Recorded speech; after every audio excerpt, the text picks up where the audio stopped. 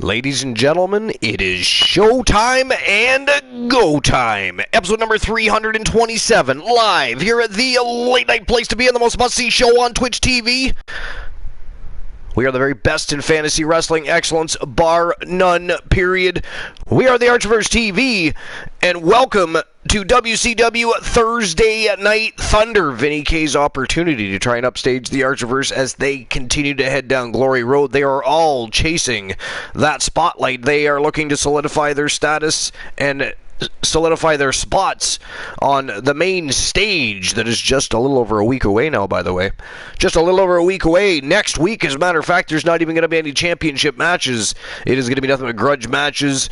We're going to see more fuel added to fiery feuds. Raging rivalries are going to boil over. We're going to see faction wars the final week before the next big stream preview of 2022 is going to be an intensified week with a lot of all elite non-stop professional wrestling action here at the Archverse. It is going to be a great time, and of course, WCW Bash at the Beach is going to be a hell of a thrill ride. Tonight, though, Vinny K does have a great card lined up for us. We have 8 matches on the main card. We have a dark match main event. And, of course, we're going to have all kinds of fun tonight. We've got the Circle in the house, and, of course, tonight is going to be a bit different for the Circle, because as we know, the Circle has been walking in and laying down challenges, sticking their nose where it doesn't belong, causing problems backstage, and they've even managed to, as of lately, picked up a couple of big victories. As a matter of fact, Kenny Omega and Adam Page even became the #1 contenders to the TWA International Tag Team Championships. So a lot's been going on there. However, Alan Severn not impressed. The Wolfpack not impressed. They want to put them to the test tonight. They have invited them to accept 2 challenges tonight. They want to know if the Circle, the all-elite exiles, they want to know if they're the real deal or if they're just simply walking around, shooting their mouths off, and carrying around former AEW toys. We're going to find out tonight. It is going to be a smoking hot night. Absolute fire matches. The people, always excellent. And before we get started with anything, we are, of course, going to invite the co-host with the most onto the broadcast from Team One Woozy TV. Woozy, welcome to episode number 327. And Froggy Mothlegs, we see you, buddy. Thank you for popping in. Welcome to Thursday Night Thunder, episode number 327, live, baby. And the weather is all clear, so that is a very good thing. Oh, I was so upset last night. It was such a great show. Like, it was phenomenal. The matches were epic, and we got to the World Tag Team Championship matchup. We were about in the middle of it, I would suggest, because both teams were still kind of struggling for control. And then all hell broke loose outside, and then so did my internet. So I was a little upset about that. So we ended up canceling the rest of the show, the remainder of the program, due to very poor weather. And here we are tonight. Now, of course, any championship matches that were to take place on the Archverse Wrestle Wars last night will, of course, still take place tomorrow night on the episode of the Archverse Warzone. We're not going to let those go unresolved. We know there's feuds, there's rivalries, there's storylines. They must go on. They must continue to build. Because here at the Archverse, we don't just build for pay-per-views. We build for the future and beyond. So we don't have just storylines that are building up to this upcoming stream preview, the first big stream preview of 2022 as far as the Archverse 3.0 goes. But we build storylines that go beyond and look to the future, because we don't want to just the fun and the entertainment and the quality storytelling and the great matches don't stop just because you've had a stream preview. It must continue, but if you have nothing to build on, then it leaves things a little stale, if you will. Leaves things a little stale. Life is great. Life is great in the house. So, but anyways, it's going to be a great night. Again, 8 matches are on the card. 1 dark match main event for the evening, and the road to WCW Bash at the Beach continues. So, but before we get to any of that, we of course have some things to take care of, like a little Professional wrestling news and rumors catch up as always. And, I mean, there's not a whole lot, to be fair, in the realm of new news and rumors as far as professional wrestling goes. But there is, some.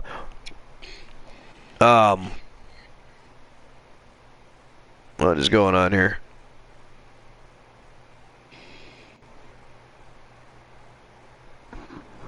If I can get things to work here.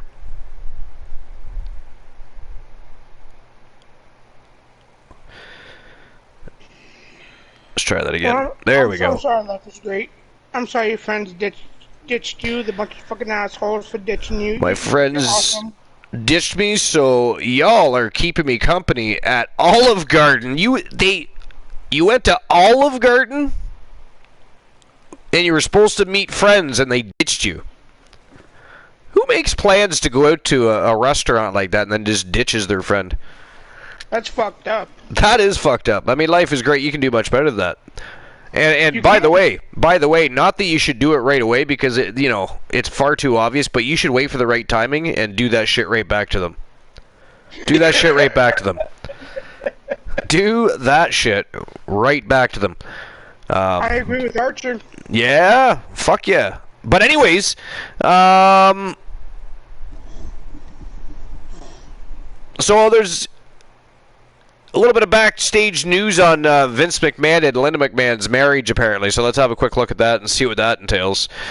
This is an article by Wrestling Inc. and posted by Eric Mutter. It says, WWE Chairman Vince McMahon has become the new main character of pro wrestling. No kidding.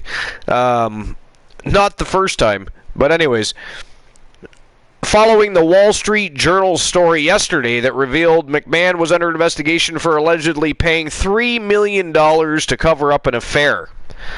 There are several potential ramifications for this, one of which is the status of McMahon's relationship with his wife, Linda McMahon.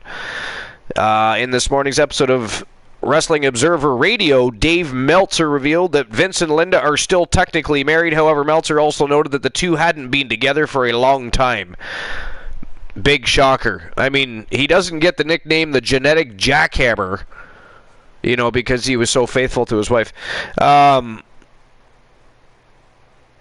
Meltzer also noted that I already read that. He provided no further information about when the two separated. There have been hints that McMahon and Linda have been separated before Meltzer's reveal this morning during his appearance on the Pat McAfee show. Earlier this year, McMahon briefly referred to Linda as his wife at the time, before quickly correcting himself. Though the comment caused much speculation at the time, no further details emerged. McMahon has been married to Linda since August of 1966.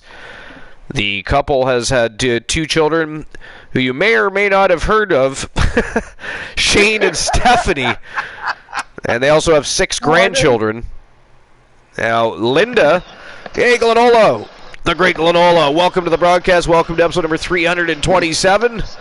And hello, we're just running down a little news and rumors right now. We're just having a little look at the details surrounding the potential separation of Vince and Linda McMahon. I mean, I wouldn't be surprised if they haven't already been separated for years, I'll be honest. Just because you separate doesn't mean you get divorced. Right? Yeah. That happens that happens with famous couples all the time. The ones that, don't get dragged into heated battles and then put on television to look ridiculous while you're going through a trial anyways. But a lot of them simply separate and continue to live. They still support one another. They just don't live together. They don't actively continue their relationship, but they don't, it probably saves a lot of headaches. Oh yeah, some people just can't, be married. Yeah. So, or can't, stand each other, but they still love each other. So who knows? Exactly. Yeah. So they just never divorce. Hey, Woozy. So let's see. It's just going on about her political career run, etc., etc. So nothing further interesting in that article at all. Cowboy Bob Orton comments on Randy Orton's injury. Article by Ross Berman for Wrestling Inc. Randy Orton looks to join fellow multi-generational talent Cody Rhodes on the injured list as news recently broke that the decorated superstar requires surgery to fix a lingering back injury and will likely miss the rest of the year. Oh, that sucks. Ouch. The rest of the year, that's harsh. Sportskeeda's Bill Apter recently spoke with Cowboy Bob Orton, Randy's father, and asked him about his son's injury.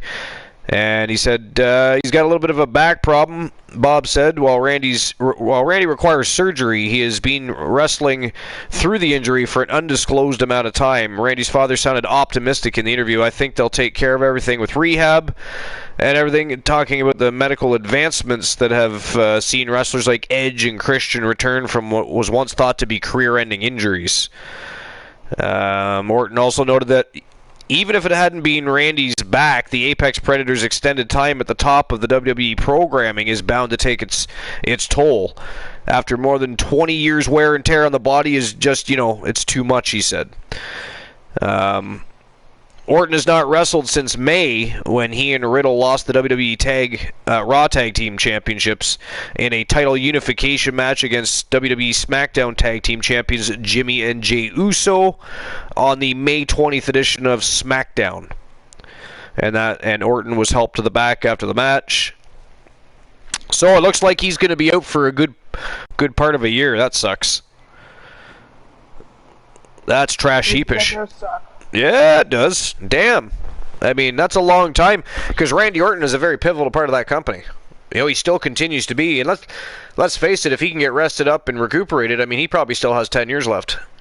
He's in great shape, and Nick, he's about my age, but he's taken fairly care. Well, I mean, after all of his blunders, he started to take real good care of himself, right? So He really is. Let's see.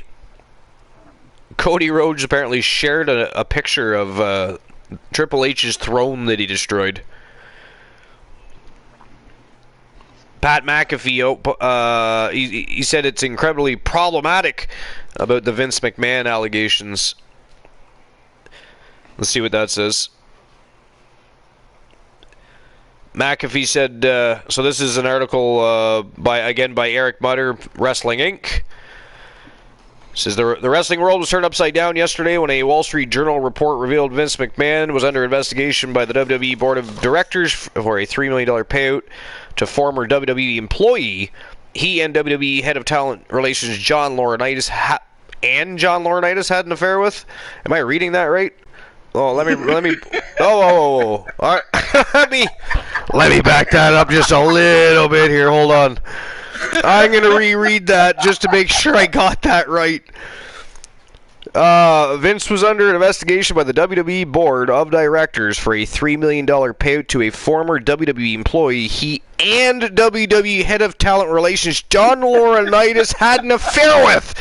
What? Even though Laurinaitis is married to the Bella Twins' mother. What? That sounds like...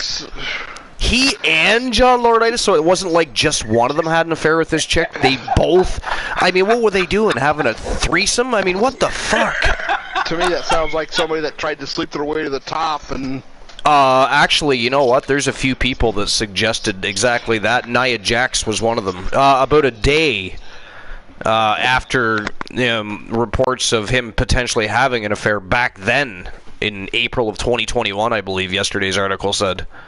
So, but I mean, Wow. no, I read that right. That literally says he and John Laurinaitis had an affair with this woman. That's, okay. Interesting. The genetic jackhammer and Johnny the Ace. I mean, they may as well just make their own porn at this point. And Johnny the Ace is also married to the Bella Twins' mother. No, I know. I know, and you know what? She's a good-looking woman. She really is. She really is. I don't understand some of these guys. Like, think back to when Batista from the Atlanta Braves was dating Halle Berry, and he thought it was okay just to open a can of whoop ass on her. I mean, what was he thinking? Because even back then, she was one of the most gorgeous women on the planet, and she was already skyrocketing in a career, and he beats her up. My And I'm thinking, thing is, why beat women at all? well, sometimes it's addiction, sometimes it's mental illness, sometimes it's well, I was going to say control, but you know, when somebody's that kind of control, that's a mental illness in itself. But there's many reasons it can happen. But I mean, I bet you he looks back, there's no way he doesn't kick himself in the ass. I don't care if he's married again. I don't care if he's happy and has a family. There's no way he doesn't have regrets about that. What the heck? Stream Elements is timing people out for Sorry, 1 what? second. Really? Stream Elements, yeah. Blind Locksmith and Froggy both have been timed out for 1 second. What did they type in the chat? The last one that Froggy had done, let me see here. Yeah, dude, they said McMahon handed her over like a toy. Okay. Who else said what? Blind Locksmith said this just in, John Laurinaitis and Vince McMahon are That's wiener why right cousins. there. That's why. They said Vince McMahon, I have it banned. Okay.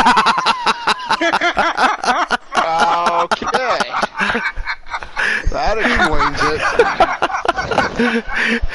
it. That's why I asked, because I remember one day we were joking around about banning things, and I believe my exact words were, I'm going to make sure they're banned. So I did. Okay. But it just totally confused me to see, you know. Well, yeah, that doesn't happen very why. often. Yeah, there's other words in there too. You should be able to check them. I'll But do that sometime when I'm fully awake. yeah, when you're not fully awake.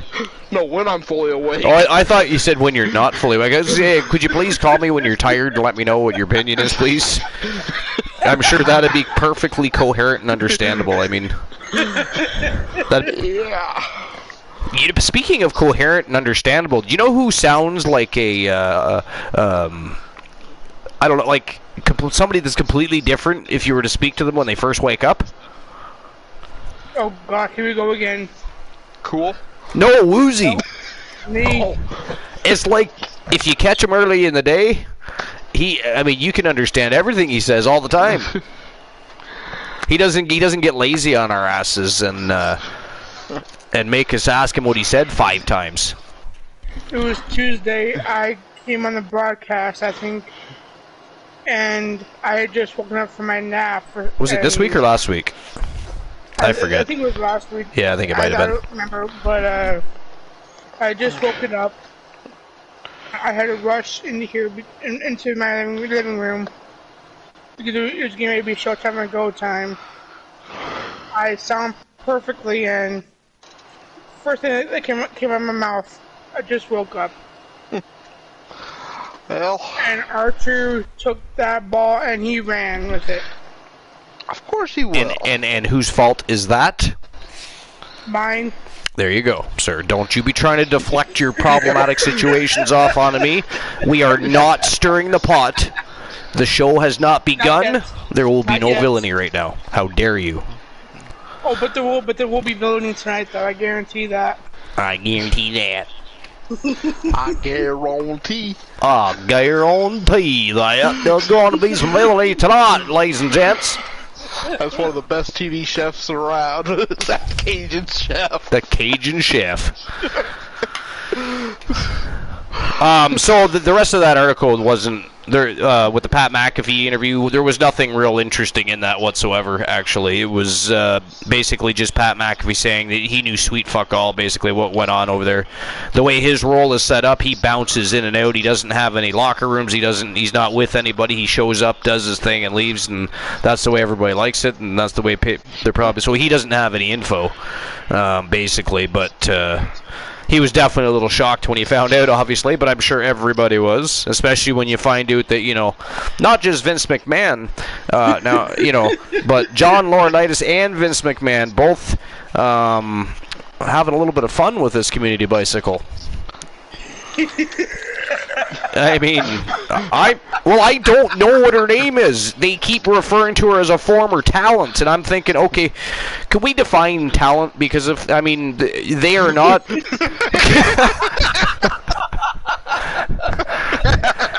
It says that I'm telling you, that's why I had to go back and reread things. I was like, and then when it said he and John Laurinaitis had that affair, I read it to you twice, but I think I read it myself 5 times, just to make sure I was reading what I was reading. And it sounds like she has some kind of talent. Oh God. And by the way, welcome in Kraken Skulls, Team Tiliana Pearson. I believe they invaded us. Tiliana Pierce did. Tiliana with the invasion of the compound with DC, the VIP of the Army. Welcome in, DC. Welcome in, Tiliana. And any other villainous invaders that come along with Miss T. How's Mama Bean doing? How's everybody doing? How was the rest of your stream? Did you crash your car? Did you buy a new one? All of the above need to be answered.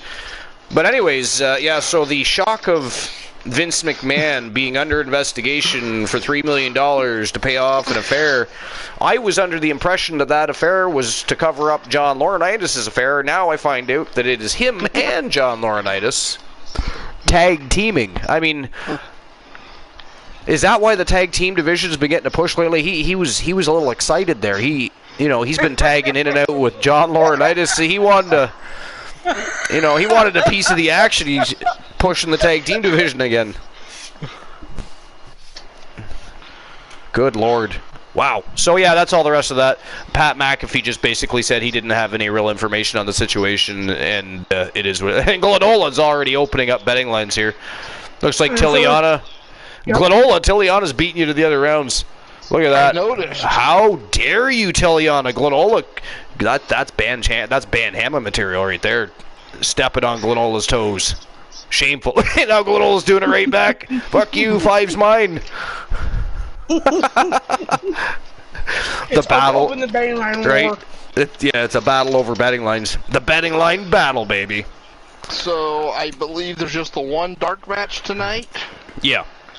Okay, then everything's open. Well, I think moving forward, there's only going to be one per night, except for like tournaments. Obviously, tournaments or special events that we run will have more than one dark match. But on regular nights, because that way we can make the dark match part of the actual show. Remember, that was that discussion on. Or if everybody decides for some reason or another we need more than one dark match, then we'll simply have 7 matches instead of 8 and have 2 dark matches. Yeah. But so everything's opened up for tonight. Perfect. Yeah, well, you and Tiliana battling. I mean, is this going to become a thing? We're going to have to put that as part of the title. Please join us for the Battle of the Batting Lines. It'll begin in the beginning of the show. Be there spot on, 10:30 p.m. Eastern Standard Time. It is a most must-see event at the Most Must-See Show on Twitch TV live. Episode number 327. Here we go. But anyways, yeah. So nothing else really interesting as far as pro wrestling news. So you know what that means, Woozy? Holy shit, we're getting started early. We're only 23 minutes into this bitch. And it is time for everybody's favorite new segment that he has been forcing Glenola and I to do. By the way, folks, have you noticed? Glenola and I have been extra busy. This is not funny. Glenola and I have been. It is not even a little bit humorous. Why are you laughing, Pillsbury Doughboy? Forcing Glenola and I to do his job, giving us extra duties. I mean, we are busy people. Well, and we are busy people. I find a really good list. Oh, right. Send it to Archer. And he ruins it. And then Woozy comes back that same night. He swoops in like he's a god on a chariot. I think he's related to Ali Salas. I don't know, but I mean, are you Egyptian too? Are you the Phantom Prince? Nope. We got the Phantom King and the Phantom Prince. I'm just one Woozy TV. Just one Woozy TV. By the way, One Woozy TV, we've been very disappointed in your stalker. They seem to be giving up, I think. Well, they can go fuck themselves. They can go fuck themselves. I mean, clearly, though, if it was that simple, they wouldn't have been by it. It's you they want to fuck, my friend. I mean, I'm sorry to tell you, but They Maybe can go on a fucking practice. maybe Twitch hit him with an IP ban or something. well, that would be nice. I believe Bromer and Kraken, not in addition to banning bots and banning that asshole, by the way, they've been reporting every single one of his, so there's been nights where Kraken and Bromer have been so busy doing that they weren't actually able to participate in the show, so they were lurking the whole time. So I believe, I don't know, you'd have to ask Kraken, but I believe it has slowed down. I believe we're getting back to a more normal pace of not having as many bots and woozy stalkers. And what I think too is that I mean, that's not fair. How long have I been doing this and I don't have a goddamn stalker? Woozy swoops in. I mean, he is literally stealing all of our Thunder Glenola. Not only did he, I mean, he twists our arm to give him his own segment before the show starts, so he's got to jump right into the spotlight as soon as the goddamn show begins, right? And now all of this nonsense. I mean, crazy. But anyways, so everybody's favorite new segment, Before the Bell, with One Woozy TV, and Woozy in the house tonight, in the hot seat, ready to deliver his list of historical and or current facts. Who knows? We don't know what his list is, but I'm sure it will be awesome. So Woozy, episode number 327, live, baby. Before the Bell begins now. It is your floor. And I will be right back. I'm just going to grab myself a wee beverage while you're starting your list. Alright, you do that, and tonight Well, thank you for your permission on... What the Glenola, we should ban him. Do you want to just do the list yourself tonight? We could go over your list, Glenola. We still have it. We could. We could. I mean, how dare you? Nah, we'll let Woozy do his list, you know. Fine. We gotta let Woozy feel good once in a while. Even though he's trying to step on our toes, stab us in the back, and upstage us. What are you related to Vinny K or what? What is going on with you, Woozy? Why are you like that? I'll be right back. Go get the puppy some coffee and then... No puppy coffee. I won't stir the pot just yet. There will be no coffee for the goddamn puppy. Coffee for Archer, not puppy. Puppy, you stop looking at me. You can't hear what they're saying, so don't even... See what you did, Glenola? See what you did? Now you've got them listening and staring at me because you said coffee. Dogs have very good hearing. Shame on you. Ghastly. But I'll be right back. Coffee for puppy. Right, Tilliana says, no puppy coffee. Exactly, Tilliana, no puppy. That is my fucking coffee. It's not even funny. He is a coffee fiend. But he thinks family is more important than us. Who thinks that? Woozy. Oh, I know, right? Right? We're apparently not family anymore. We're just, we're just people that happen to be occasionally in his life. Whatever. Anyways, I'll be right back. Go ahead with your list. Right. Before the Bell with One Woozy TV starts now. So tonight I will be ranking the top 10 greatest finishing moves in WWE history. I found this on Bleacher Report. The guy who wrote it was Scott Karsak. Coming in at number 10, we've got The Rock, with his famous Rock Bottom. That move has finished off a lot of people. It took him to beat Stone Cold. I think it took him like 6 Rock Bottoms to put him away, I do believe.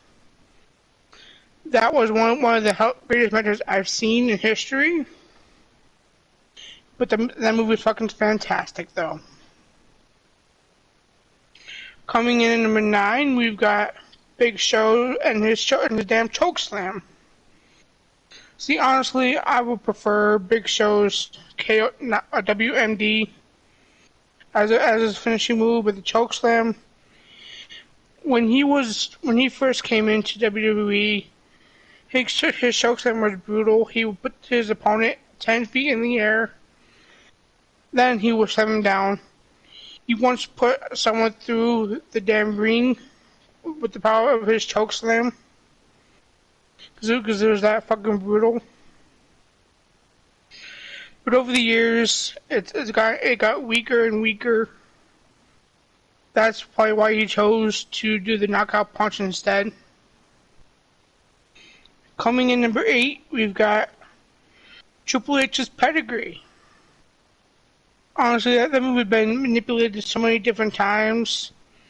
You've got Stephanie doing the pedigree. You've got China. You've got Hurricane, not Hurricane. Vince McMahon. Anyone doing the damn pedigree these days. But I will say, Triple H is the original pedigree guy.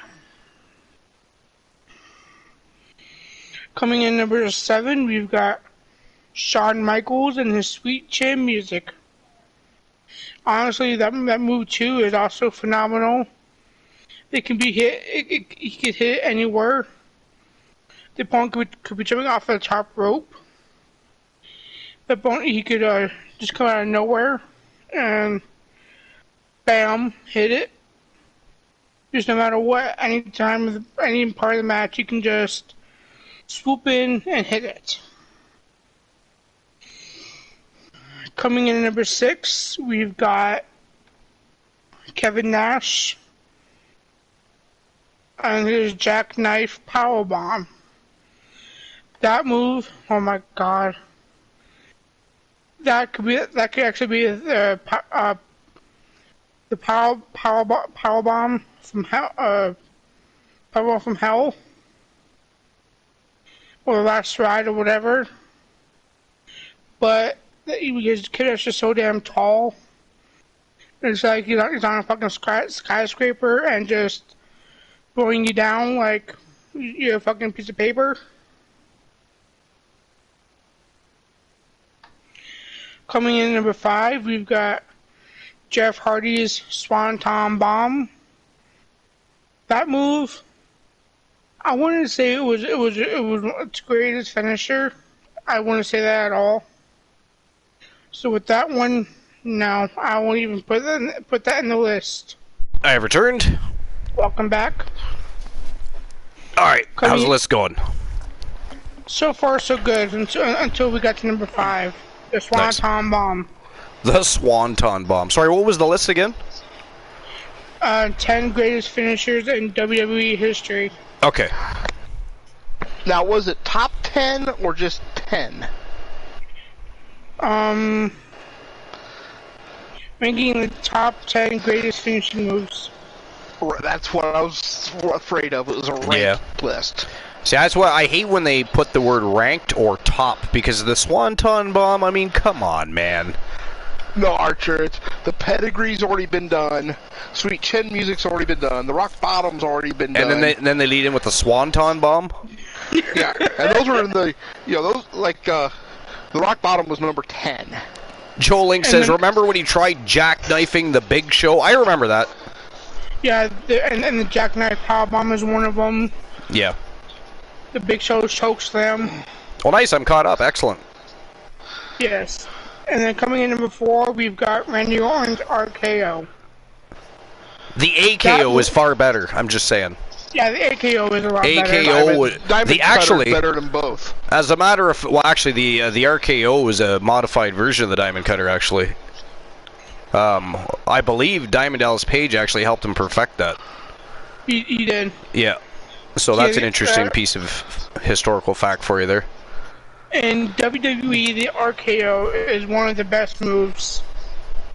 It can be hit anywhere. I've seen it. The AKO is second to none. Okay, the AKO. The AKO ain't even in the top 10. Biased opinions. Biased opinions. Whatever.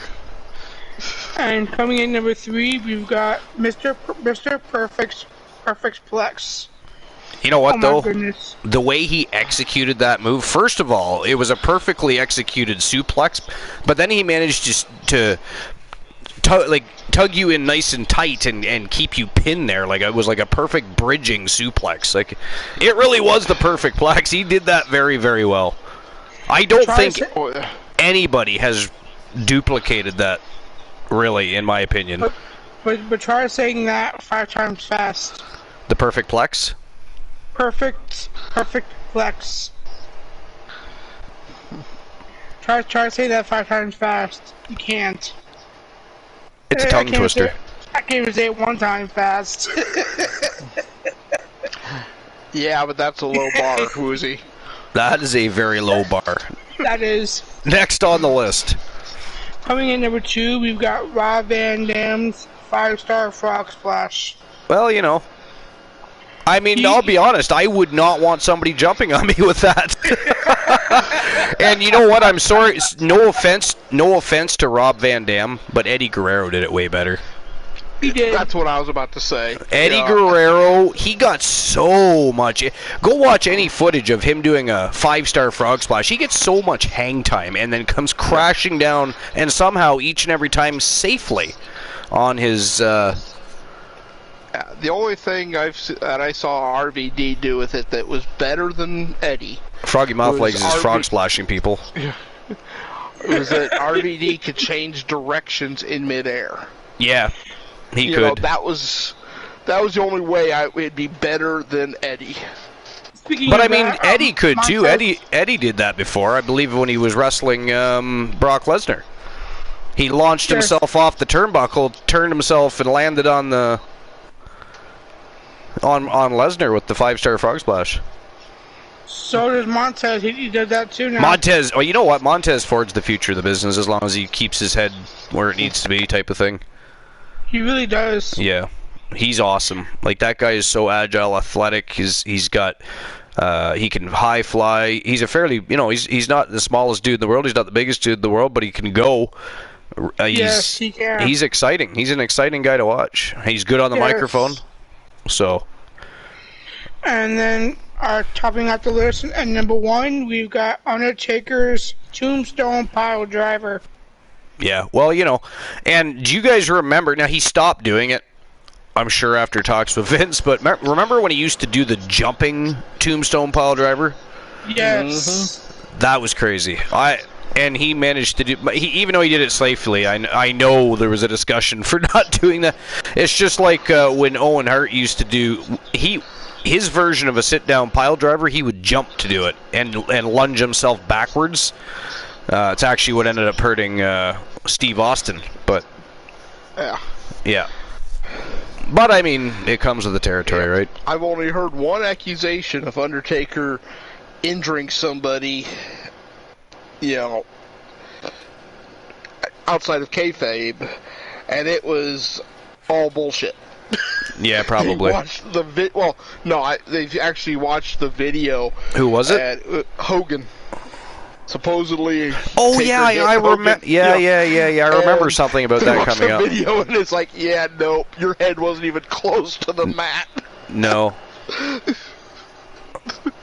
Hogan, what a character. That concludes my list, and that concludes my segment for tonight. One with the TV, and back to you, Archer. Back to the host with the most. So I wasn't here to hear you guys run down the entire list, but you guys obviously did recap me, so it wasn't too bad. But what the hell was the Swanton Bomb doing right in the middle of that? Well, I'll tell you, it's a great finisher, Well, I mean, with Jeff and the way Jeff performed it, I can see it on the list. I prefer Mitchell Vaughn's Faton Bomb personally. But to have number 10 being the rock bottom. Yeah. And the people's elbow not even being on the list. Rock bottom at number 10. Well, I mean, I don't know. I think the rock bottom is basically a modified Uranagi, is what it is. But the pedigree was, I think, number 8. Really? Yeah, it was, And the double underhook, the double underhook pile driver is that's vicious.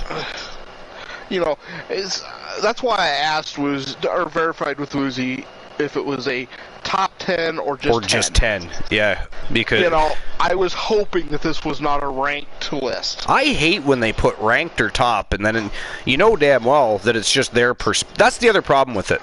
How many people got together and ranked it, right? It's mostly probably that person's perspective, which is fine, but you should just put 10 or whatever the list is. Don't put ranked, don't put top, because it's people are, especially people like us, we're going to sit and pick that apart all night long. Oh yeah. That is what we do. You know, the list that I did was going to do was, the list I sent you was just 10 breathtaking moments. You know. Yep.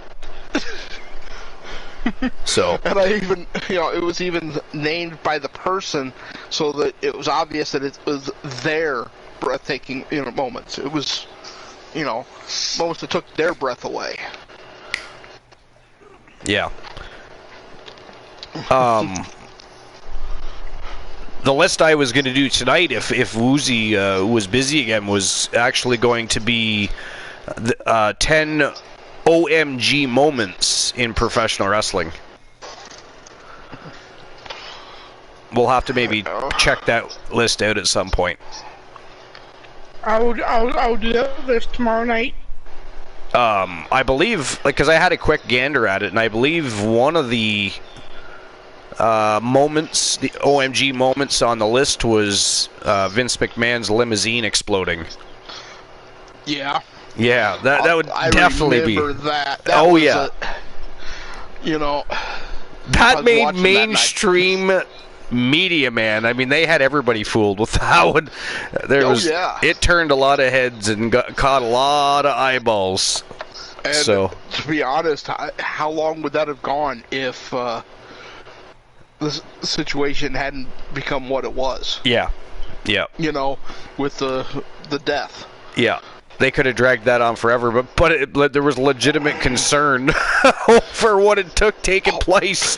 So, but I'll admit it fooled me.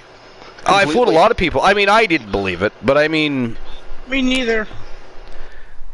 But it was compelling television, though. That was first and foremost. Those were some good storylines going on there on that period of time. So, but.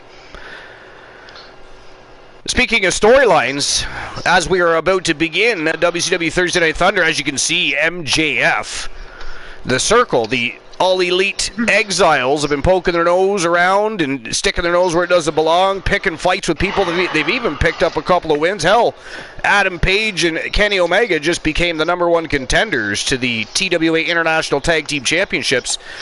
Well, did not impress Alan Severn or the Wolfpack one bit. As a matter of fact, the Wolfpack want to know if they're the real deal.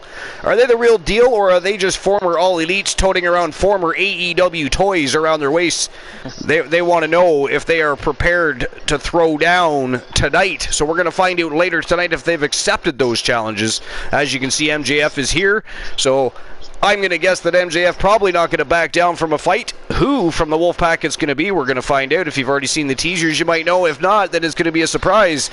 Either way, ladies and gentlemen, welcome to episode number 327. We are live here at the late night place to be in, the most must-see show on Twitch TV. And it is time to get the show on the go. Are you guys ready? I'm ready. Always ready. Now, all right. Hey, Archer, I should let you know somebody is a little pissed about not being on the show tonight. Somebody's a little pissed about not being on the show tonight. Well, he's technically on the show tonight. You'll have to just stay tuned. Yes. You'll have to stay tuned. And honestly, is he ever impressed with anyone? Anything that anybody does? Honestly? I was just going to say that, too. Like, when is Severn impressed with anything ever? I mean... Oh, let's see. Poindexter...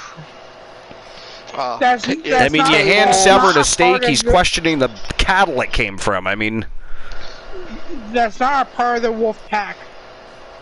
Tables. He is very impressed with Tables. Okay, well, so maybe he's impressed with one person. He's impressed with people that and to be fair, he kick some ass. And to be fair, he did, of course, include Poindexter as part of his faction. So, Froggy speaking up, he's like, woo! What about me? Poindexter was top of the list. And then Team Tellion appears. Tia Stevens, of course, has to throw herself into the spotlight there as somebody that the Wolfman actually appreciates.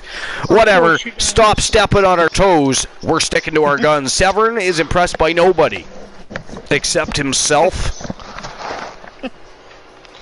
But, yeah, so it's going to be a great show. We have 8 matches on the main card. We have a dark match main event. Is Epic Fire that is going to throw down in the ring tonight as Vinny K continues his road down towards WCW Bash at the Beach, and that is just a little over a week's time away. The first stream preview of the Archiverse 3.0, and the next big stream preview of 2022 is going to be a thrill ride, and tonight we're going to get things rocking and rolling. Let's get the show on the go. It is showtime and go time. Let's go.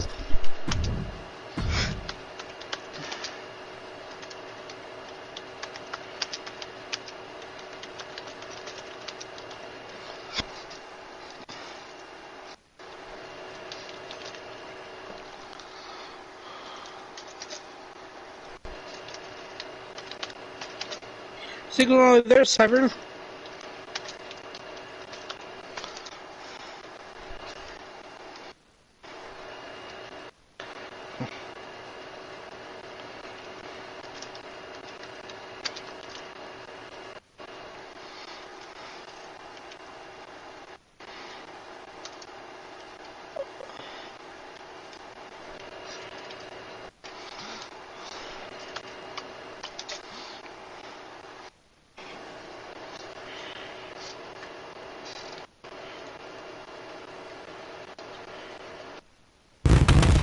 And here we go. WCW Thursday Night Thunder, episode number 327 live. Are you guys ready? Social media has I am ready. all day with Joe Link says, are the vacated titles being awarded soon? My friend, we were just talking about WCW Bash at the Beach being just over a week away, sir. It feels like it might be one of those nights that changes. And of course, next week there are no title matches, no contendership matches. It is grudge matches and faction wars all week long.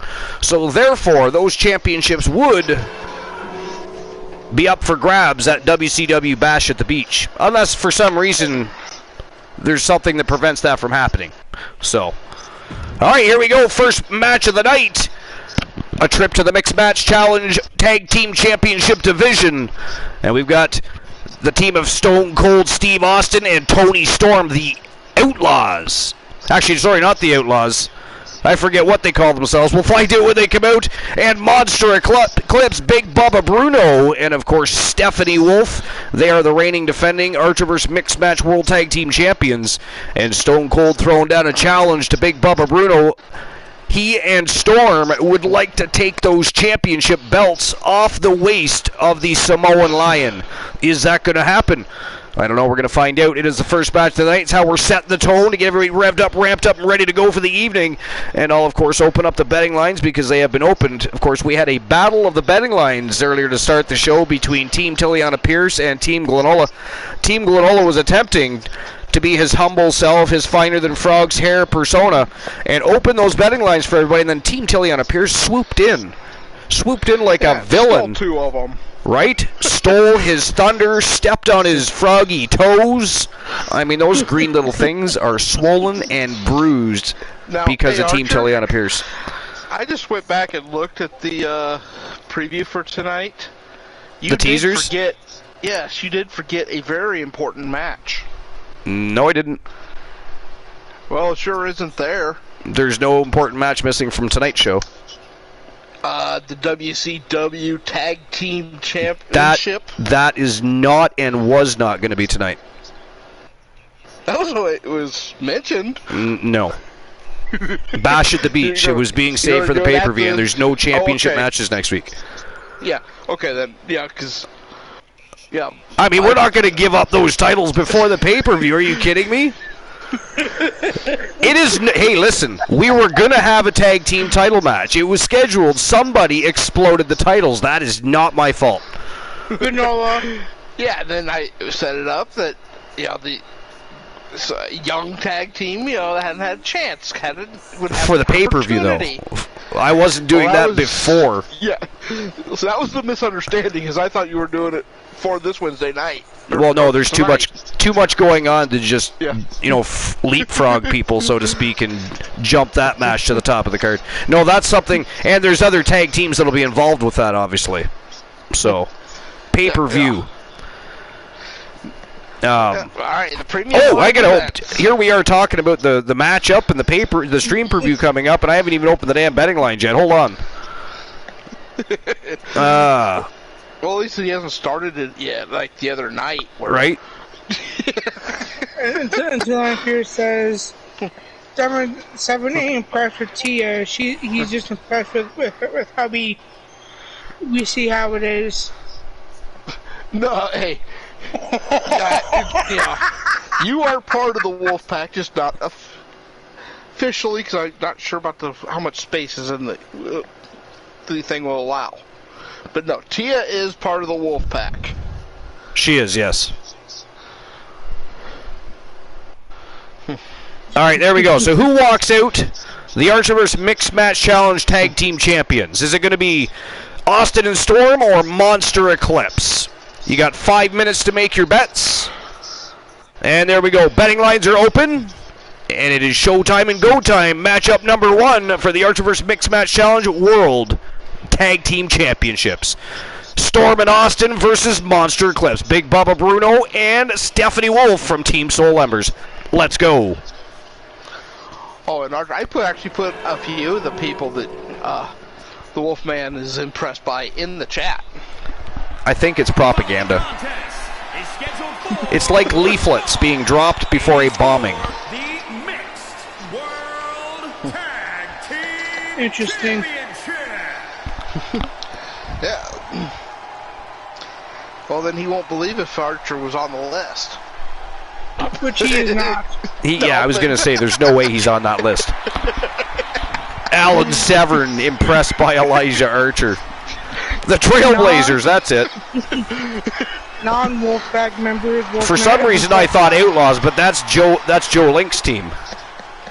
It's Tables, Soulman, Bert Jordan, Joshua Dad, You're right, Michael. And judging Danny from the response Sparks, on social and media Tonto heading Funk. into this match, we're likely to see a Joe Link says Stone Cold and Tony Storm team should be called the Stone Cold Storm. That's actually a pretty good name. That is.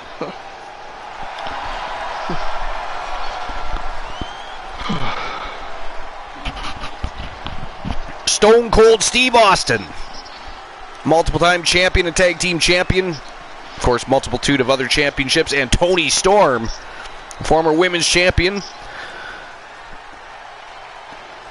one of the newer teams of the Mixed Match Challenge division.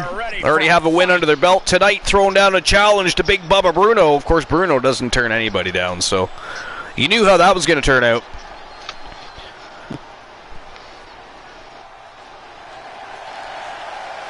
Monster Eclipse, the reigning, defending, undisputed Mixed Match Challenge World Tag Team Champions.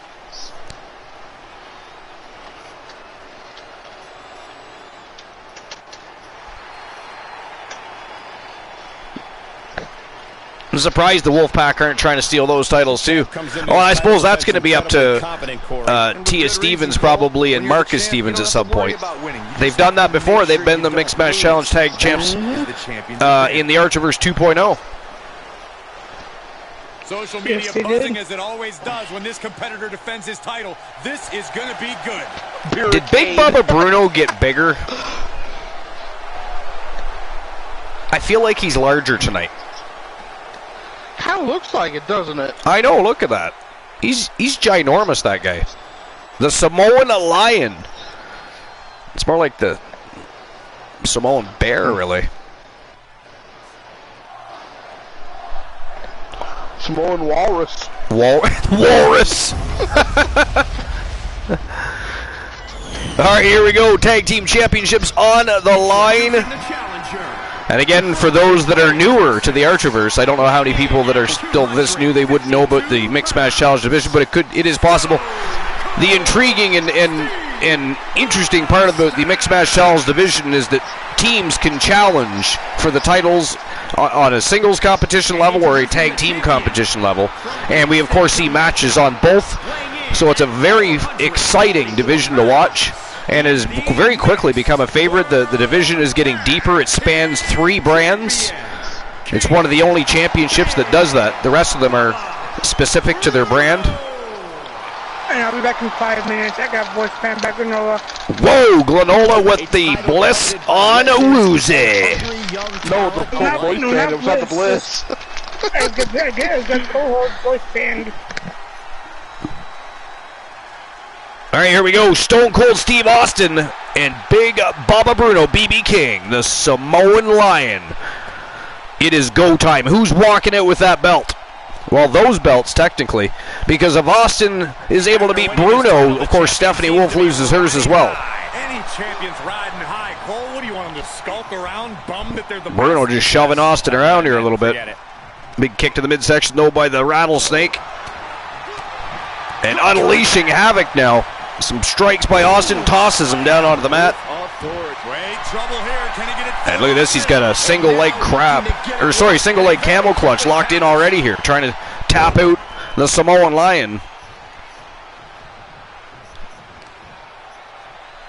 Big Bubba tosses Austin up on his shoulders. Oh, a release power slam. And look at this, deadlifted him. The power of Big Bubba Bruno. Austin, oh! Shades of the British Bulldog there. That was nasty. That was nasty. And he's going to do it again. He is just, oh, another release power slam. He is just brutalizing Austin here now. He not happy with the challenge, apparently. Stone Cold Steve Austin has one rule. Austin has been unsuccessful at mounting any sort of attack here, except for that barrage of strikes in the beginning, and Bubba ate them and then started eating him. Oh, he did it again. Oh, another big running power slam. Oh, and hello, Soul Embers. Soul Embers in the house. What's going on, Soul Embers? Welcome to episode number 327.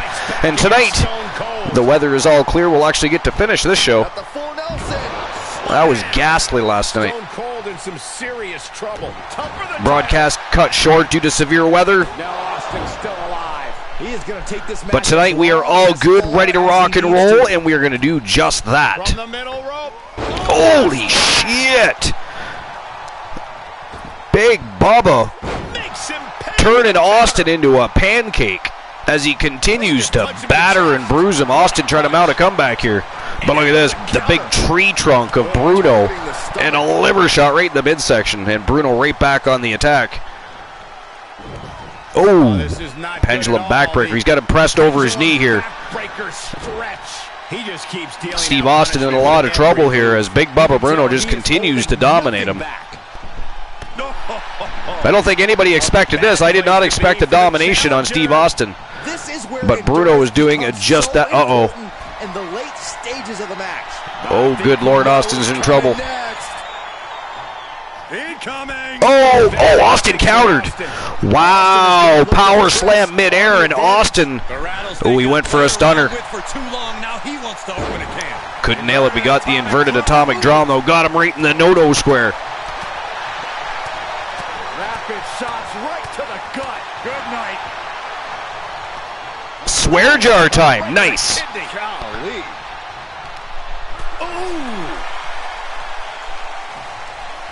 Yeah, I mean, I could call technicality on that. But I won't do that on you. Big lariat by Big Bubba Bruno. Austin's opportunity at a comeback. I believe the window is closing very quickly here. Bruno, oh, just waited for Austin to move and decked him right in the face. Some big elbows to the face of Bruno by Austin, who again oh, he stunned him. He managed to land the stunner. Finally, tried it earlier, and Bubba Bruno denied him. That's only a 2 count, though. Bruno kicks out, and Austin can't believe that the Samoan Lion kicked into the Stone Cold Stunner. And he's taking his frustrations out here, just slamming the back of the skull of Bruno off that mat. Some ground and pound here by Austin now. Austin actually building some momentum here, looking like he's taking control here a bit. Oh! Man, that landed right near the clavicle. Oh, retaliation by Bruno. Nice counter, and look at this. Another big pendulum backbreaker. More damage to Austin's spine. We knew we were in for something special between these competitors, but they are taking things over their Big own bump. way. Oh, Alabama slammer by the Samoan Lion, and he is going back upstairs. Air Lion. Oh, shit. Oh, man. He just belly flopped the goddamn canvas. Whoa, stunner. Hey, Archer. Oh, what? A what?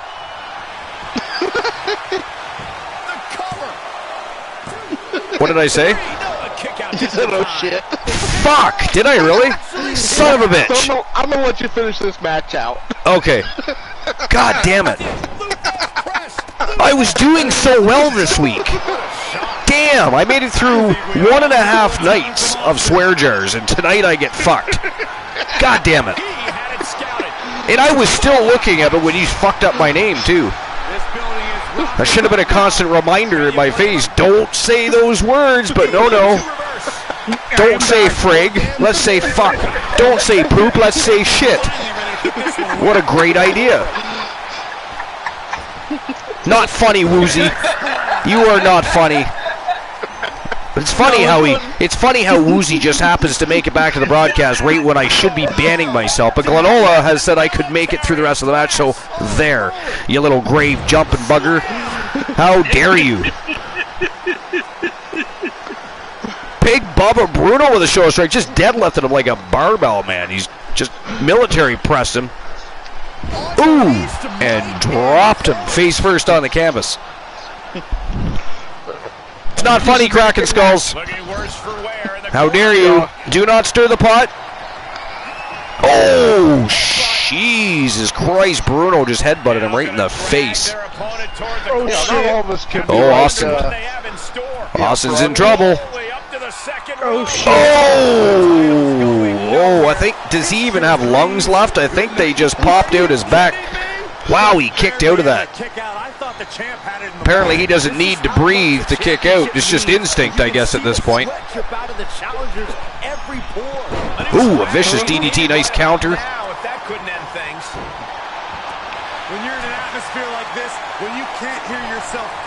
Not funny, cracking skulls. Or hilarious, for that matter. Yeah, you're right. Of course, he says it's hilarious. So I'm not really sure what that word is, but it's hilarious. You're right, it's not funny. It's hilarious. Cracking skulls is just making shit up now. How dare you, sir? You don't get to invent your own words here. You know, I change people's names. I make up the words. You don't get to make up the goddamn. It's hilarious. I mean, what the fuck is it's hilarious? Is that some sort of spell? Is that some sort of Wiccan spell, motherfucker? Are you trying to put a curse on me? You've been watching Harry Potter. I told you to stop watching Harry Potter. It is not for you, sir. You get too excited. I saw him flying around his house on a goddamn broomstick. That is embarrassing. I mean, you can't afford something better than a corn broom. The look on your wife's face. I mean, come on, Kraken. South Park reference. Oh, man, right to the arm. Hyperextend your elbow. The pillars of this building. Oh, shit. Oh, he missed another big body splash. I mean, he's going to bust the ring if he keeps doing that. There's going to be like a permanent imprint of Bubba on the ring from him putting himself through the mat. Oh, Austin hit the ref. Hey, the referee's still standing. Good for him. I almost want to applaud the referee right now. Took a big right hand from Austin and still able to count the 1, 2, 3. Wow. I actually meant that as a pun. Ladies and gentlemen, the winners of the match and new Archiver's Mixed Match Challenge World Tag Team Champions, Stone Cold Steve Austin and Tony Storm. I can't believe they just won at the exact time I said that. I said that, looked to the left, and Austin was pinning him. Anyways, the Trailblazers, your new champions. Wow. That's almost as great as Froggy dropping the swear jar right? That is crazy that just happened. The last 2 weeks, a lot of weird stuff's been happening. Stone Cold Storm wins the match, Joe Link says. He's hell-bent on renaming them Stone Cold Storm. Of course, I like the other name, too, Beernado. Beernado. It was Beercane. A brutal loss for our now former Austin champion. and Tony Storm, What a stunning moment. champions These in the superstars Mixed Match gave Challenge everything division. They had, but the new champ wanted it just a Did little not bit see more. that one coming. I'll be honest. I mean, Bruno was absolutely wrecking Austin. Austin made a comeback. Wow. All right, first matchup of the night in the books. And Soul Embers just redeemed TWA Championship gear change. He wants a rematch for the Mixed Match Champion. Well, those aren't TWA belts. See, that's twice he's made a mistake. And even if they were, you'd have to wait till what? Tuesday. Uh-huh. Nah, no belts. But if you pay-per-view. if you refund yourself and choose the correct one, we can set that up for tomorrow. Soul Embers, he always does that. He chooses the wrong. He actually meant to choose. There's another one, a World Championship gear change, whatever it's called. There's one for TWA and then there's one for the Archivers. He just always picks the wrong one. Yeah, because Tuesday when my client won the U.S. title, he picked a redo the video. Yeah. Thinking that was for a rematch. Yeah, it was. Yeah, rematch mixed title. There. Yeah. Well, okay. It doesn't actually say that, but you're closer. You're getting warmer.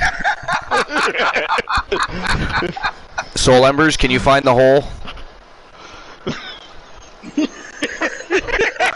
Where's 1231, girly girl? I want to know the answer to that question now.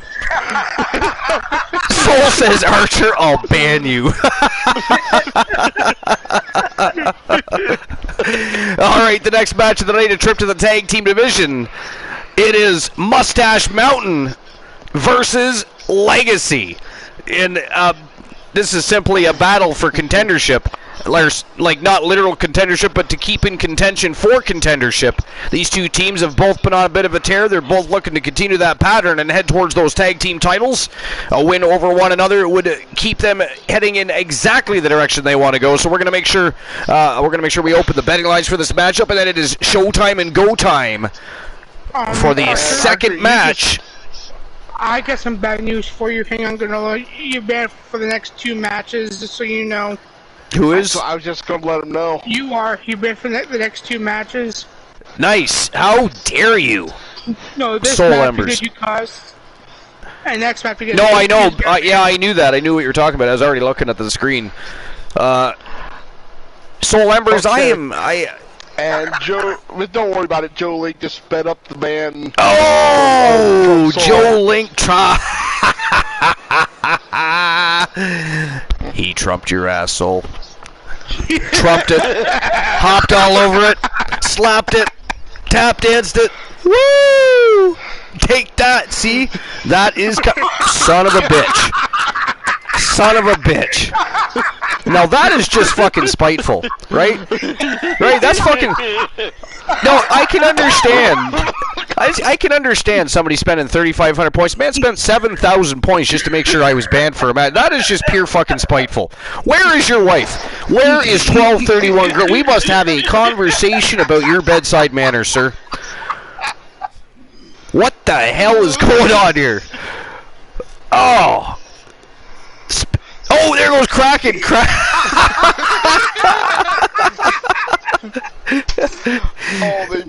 And Joe Link and Kraken did it at the same time. Can you refund one of them? Well, actually, they can refund themselves, really. But you guys realize Soul has a lot of points, right? He has a lot of Archivers bucks. This could go on for a while. Soul says, "You both are lucky I'm out of stock." Oh, that's a shame. That's right. There's cooldowns on things. I forgot about that. That is a terrible thing. Technically, Soul did us a favor. There's no more bannings tonight. Although there are other ways to cause villainy for that, there is, sadly. I don't know who made those. Asshole. I don't know. Alright, so I'll get the betting lines open for this matchup. and I'm going to issue the payout for the last matchup. It was the Trailblazers, Austin and Storm, that won the tag titles. And the Monster Eclipse, not happy, by the way. They are not happy. And Archer, you have a Tree of Knowledge or Rotten Fruit. Tree of Knowledge or Rotten Fruit. I'll get to that in a moment. Right now, I'm opening up the betting lines, but seeing how I'm banned... Well, actually, you'll have to wait, because not only am I going to get the match started, I'm banned, so you'll have to wait till I'm back. Some asshole put a swear jar on me, and you know how that goes. It's less than 50-50. You know, Archer gets a swear jar. It's less than 50-50. I was doing good this week, though, damn it. You were. Froggy Mothlegs redeemed voice ban time. On himself? What? I'll look at that in a minute. Froggy is so confusing sometimes. He really is. He really is. Alright, so... who walks out with the W?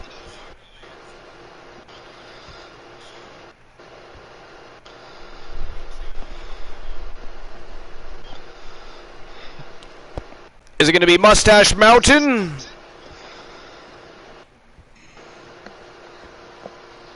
If I can spell it right.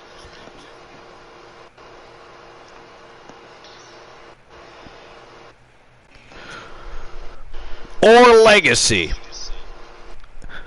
Luscious Luther Brody and the magnificent Reed Rude from Team Riggy 2K3 and Team CPAX, of course, being escorted to the ring by the newest member of their faction, the returning, ravishing Rick Rude. You'll have 5 minutes to make your bets. And there we go. Betting lines are open. It is showtime and go time. Matchup number 2, Tag Team Division, Mustache Mountain versus Legacy. Let's go. And you guys are left in the hands, the very capable hands of the great Glenola. Woozy's here too. I'll be back. Enjoy the match, Archer. Ooh, shut up. How dare you try and stir the pot on my way out, sir. That is not funny.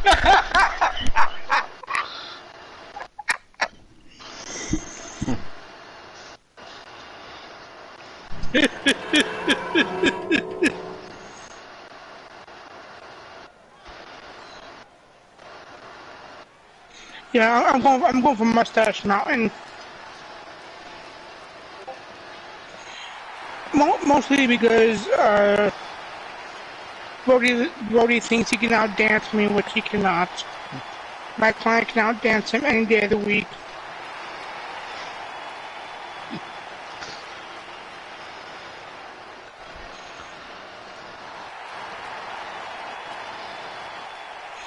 And welcome in Anger Issues. How you doing tonight, my friend?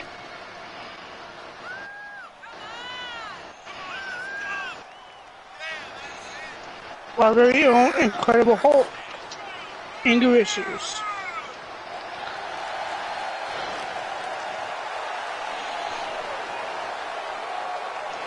And making the ring to the first, we've got Tyler Bate and Trans 7, Mustache Mountain.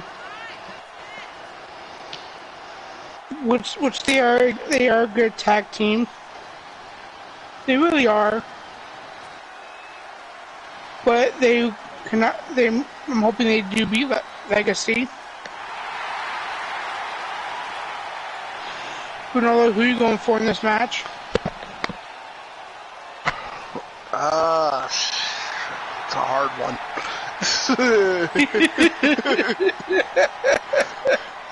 I definitely don't want Brody to win. Who does, right?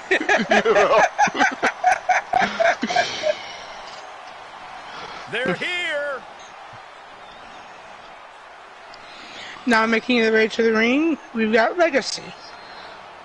Luscious Luther Brody and Rick Rude.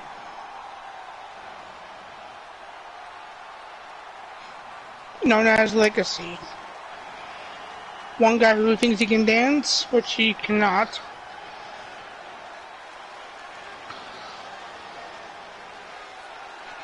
And now they're doing the Too Sweet to a Swedish hand sign, which they should not be doing that. That is reserved.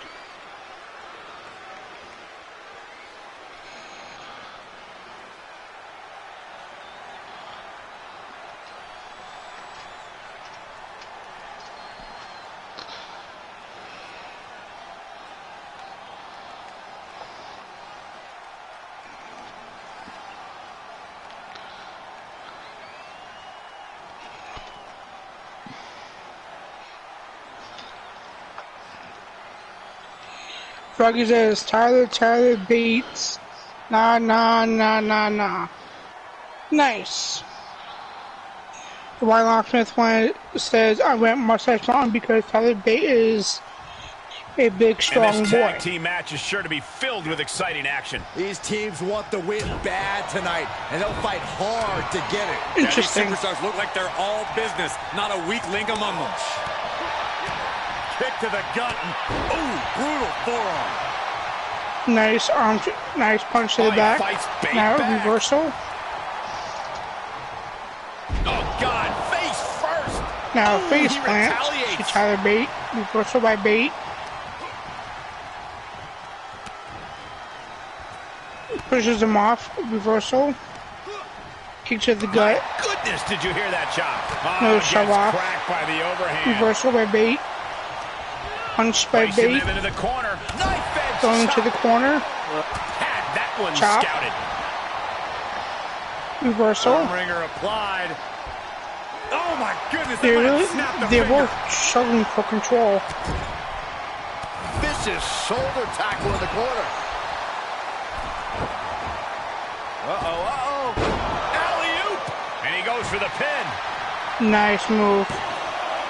Kick out. So, how was your garage thought sale he had today it. with your church? That's tomorrow. Coming. Okay. Well, tomorrow on Saturday. Crafty way to get out of harm Okay. there. So, He yeah, it's gonna be turns a it around. fun day. I'll tell you what. Kick to the gut. Ooh, brutal forearm. Oh, what a kick. Simple but effective leg drop. Great counter, impressive ring. Nice leg drop by Trend 7, even though he's not in the match. Quickly the Ooh, cover. big boot. Oh, foot just stomping down. And he kicks out at 2. Able to squeeze that shoulder out. So close. Trent holds him up. Are we about to see it? Dragon suplex. Talk about bad man. No lock. I like him He too. thinks he has it. I went with Mustache Mountain as well. Oh, not yet. They just got the shoulder up. You gotta be kidding me. Surviving that maneuver is absolutely amazing. Yeah, especially Listen, that should have the ended things. And look at his Master face. At this Bate point, or you have to Tyler believe he's Bate. losing Really, some faith in Froggy? himself. Ooh, right to the throat. Wow. Tag made. Got the tag. Got the tag. Ball cracking. Wow. I love what I can say. Patella uncorks a thunderous chop. Wow. Vicious I right love what I can forearm. say. He knows how to avoid contact.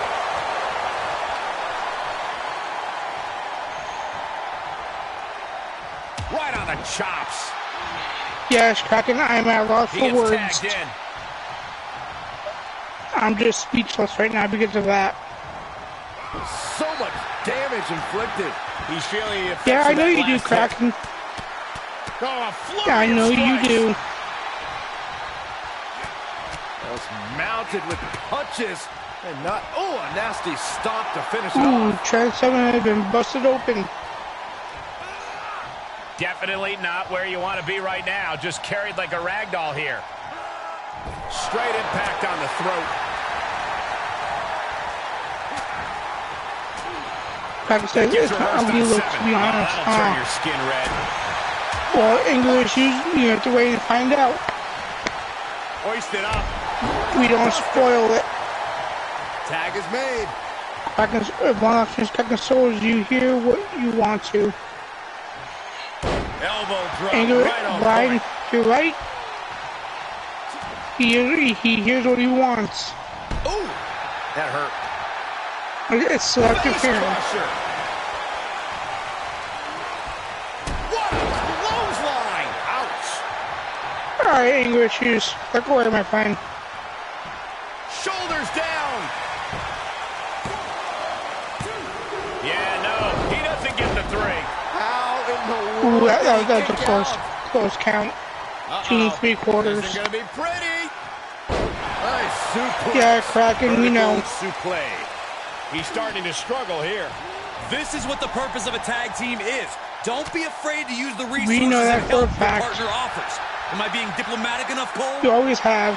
Look at him totally vibing with the WWE Universe right now.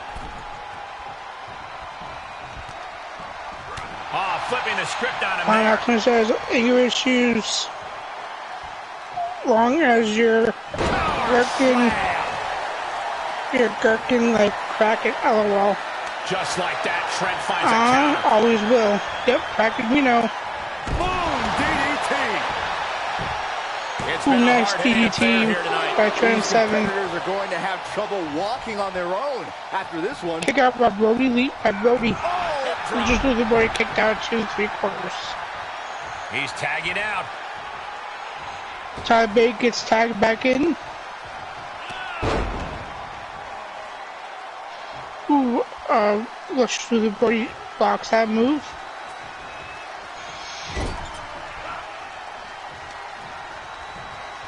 Now we'll see some tag team action. Big double axe handle. He wants it one more time. Nice. Now what's he doing? You get another leg drop but reversed by Tyler Bate. Arm wringer applied. Oh my goodness, that might have snapped a finger. It looks like he's trying to break the digits. Jeez. He can end it here. He's got him. And there's the save.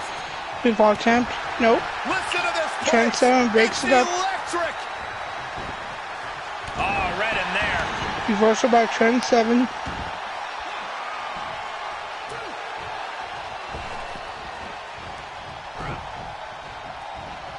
Oh, snapmare. Bottom an elbow. Ooh, And a elbow to the tag back of the there. head.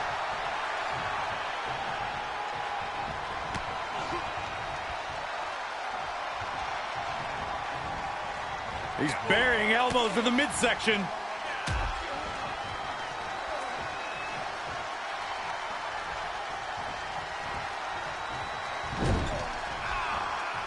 Turning the tables there. Arm wringer applied. Reversal by Arm wringer finger Tyler snap. Bate. Alright, so Tyler Bate is trying to break his damn Kick to the gut, digits. double underhook. He really is. Driver 97. Will Bate end this? And he's still in the game. Wow, looks One, like this book two. has a couple more chapters Nope. in it. We might Break. be seeing a whole Kick, saga break written up. tonight. It must be demoralizing knowing you've unleashed your best shot on your opponent to no avail. Sharp elbows to the body, looking to fight his way out. Oh, we're gonna see some. Nope. Brody kicks it. It's out of it. And a reversal by Tyler Bate. Elbow to the Arm wringer guts. applied. 3 of them. Oh my goodness, that might have snapped a finger. The move is so fucking brutal. He takes control. Reversal by Bate. Jarring European uppercut. Counters. Nice uppercut. Reversal by Lucky Lucius Brody. Corey, what are they going to do here? Now about with to some find tag out. team action. Double hip toss. These two do it so well together. Oh, A nice. showcase of skill from Bate. A Now Trent 7 from the big, strong boy. doing some Beyond ground the pounds. WWE Universe, this place is starting to rock. That's going to hurt. Tearing down the Ooh, leg nice. now. Face Tags him in. breaker. Now stomp to the ankle. No, that'll break his arm. Vicious. Now going back to the arm. Oh, he fights Bate back. Reversal by Brody. And Bate's still finding the energy to remain on the attack. This is Bate reminding chops everyone and of the punches fighting in. spirit he possesses. Uppercut. Reversal by Brody. Textbook vertical suplex. Bam.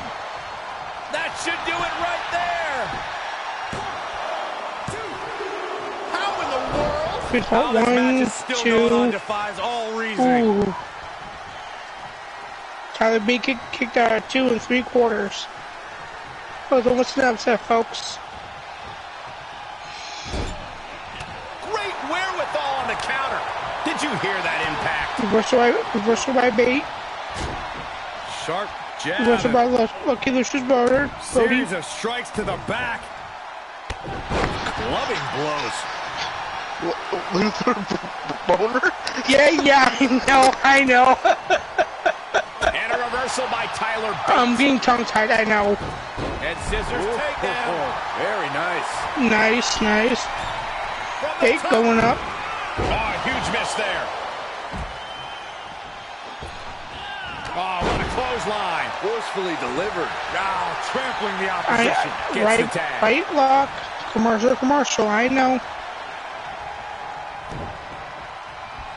If this lands, it might be all over. Samoan driver.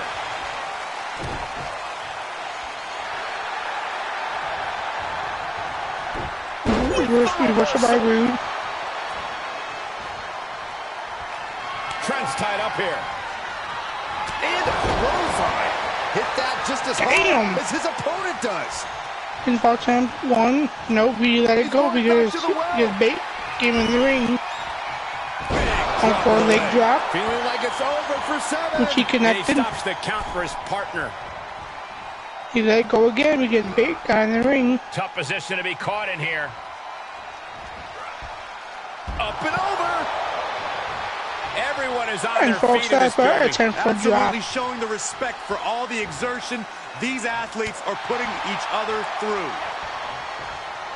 Both superstars showing great awareness of their opponent's repertoire. Oh, man. Inside out. Oh, he's got him by the leg. The foot DDT. Here he comes off the tag.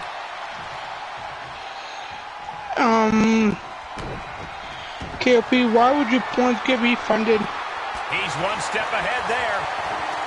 Knees meet face. Tag. I don't get that. Dominating shoulder tackle.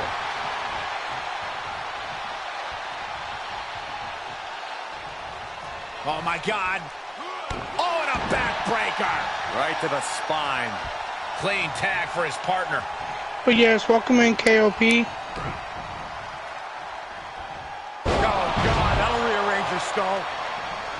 Hi, King of Pro. Just caught flush.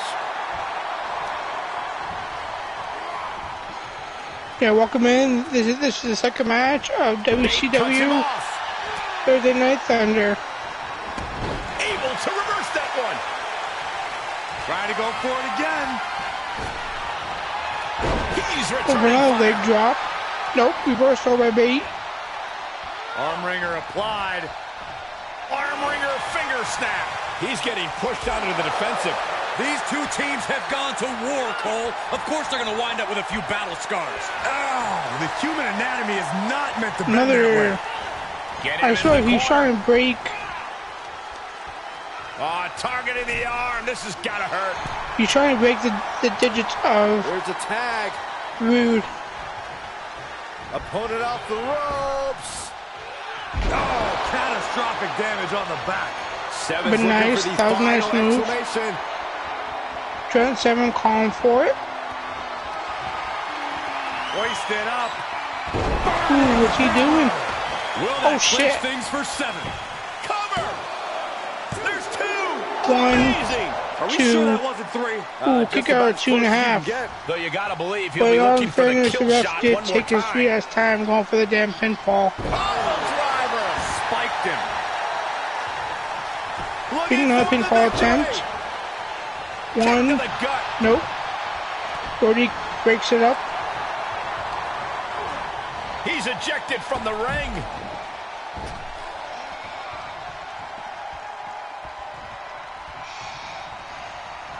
Okay, what the hell was that about? to the I have no chest. idea why he would just... Hooked up.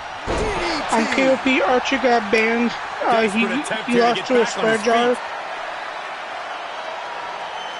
Gonna let him with the spread there. 2 minutes in. And Trent Seven Archer said shit. Impact. In off the tag. So yeah, now he had to set it up for this match. Oh, nothing fancy with that boot. And they're still in this. KOP, he's your tag team partner. Mounted with punches and not. Oh, a nasty stop to finish it off. Reaches his partner for the Don't worry, tag. KOP. When he gets back, you won't hear the end of it from him. He's gonna give you an earful because of that. Going way up high. Don't you worry. From the top. And when everything's said and done, I'm gonna time your ass out for that. Hold on a second. He might be finding a But this submission one's coming. here. Submission locked in tight, nowhere to go. And No welcome escape. back, Breakfast Great. There it is. Got it. Wow. What a match, and what a great team. The winner of the match, Legacy. And that is it. That is all for matchup number 2. The winners of the match. And, of course, moving on in their campaign to chase down those WCW World Tag Team Championships from Team CPAC and Team Reggie 2K3. Luscious Luther Brody and the magnificent Reed Rude. They are Legacy. An incredibly impressive back, showing. Archer. by Blind the Locksmith tag team. says Archer isn't loud. You know, you know. It's his And mic. I know there's Oh no yeah, tag team on the roster that can KOP touch said these two guys. he started. Oh, I saw. If you didn't notice, he got banned, or sorry, timed out for 200 seconds. I don't know how that Hey, I'm banned. That doesn't mean I can't have interaction. I just can't speak Nope. in any. Nope. So that was just a little behind the scenes work, if you will. Exactly. A little behind the scenes work. You didn't talk at all. You Take didn't that, interact. KOP. And now you have your tree of knowledge or rotten fruit. Tree of fulfilled. knowledge or rotten fruit. All right. So the winner match was Legacy. There's the payout has been issued, and I will think of a story here while I'm setting up the betting line for this next matchup. Next matchup is a fatal 4-way matchup. Falls count anywhere, but it is a one fall only matchup between the chosen one, Fred Chang from Team Fred Lawless, the Grim Reaper from Team Leo King, King Booker in the house, and of course the Ultimate Warrior. And these guys, again, just like the tag team division, everybody is looking to solidify their status and looking to get on that grand stage that's just a little over a week away. These gentlemen are no different. They're looking to chase down championship gold, and they know a win over one another is a great way to make sure their standing continues to move forward and rise up that ladder. So it's going to be a great match. I'll get the betting lines open, and of course, before we get to the matchup, I'll do the Tree of Knowledge or Rotten Fruit. All right, so I guess I could open the betting lines while I'm telling the story, too. You could. Who walks Ia to the... Seriously, I'm going to chop my own thumbs off. And Archer, Yes? KOP, cut your cords. KOP, how dare you, sir? That is ghastly. Can somebody please ban KOP? Okay, man, I can do that for you, Archer. All right, who walks out with the dub? Is it going to be Fred Chang, the Grim Reaper, King Booker, and just because I got to put it in as Booker, it just has to be done, Glenola. So it is not a typo. I actually meant to put Booker, so there. Just ahead of time before you jump all over me, you freaking grammar police. Or the Ultimate Warrior. Let's try this again. What is going on here?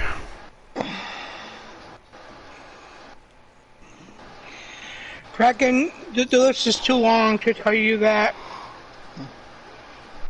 Because honestly, nobody knows what his issues are. With what?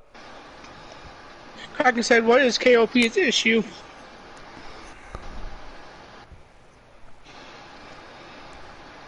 Oh, there we go.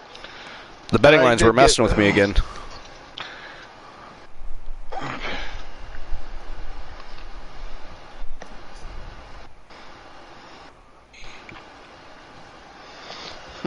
All right, there we go. So who's going to walk in with the W?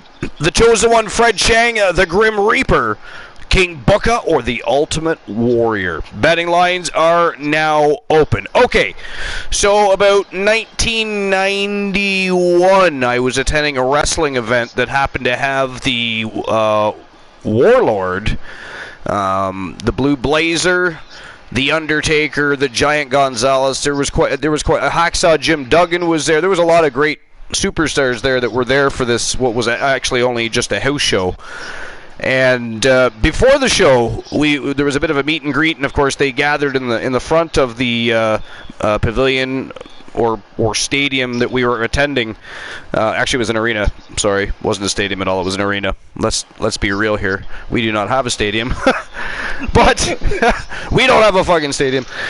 But anyways, I was sitting there and I was kind of eating a chocolate bar while I was in line waiting for an autograph with The Undertaker. Now, The Undertaker does not talk, by the way, but at least then, he did not talk. He just stood there looking very large and scary. And by the way, the man is much more impressive in real life than he is. If you think he's big on TV, go stand beside the man. He is humongous, and he's not just tall, he's wide. He's a mammoth of a man, I'm telling you.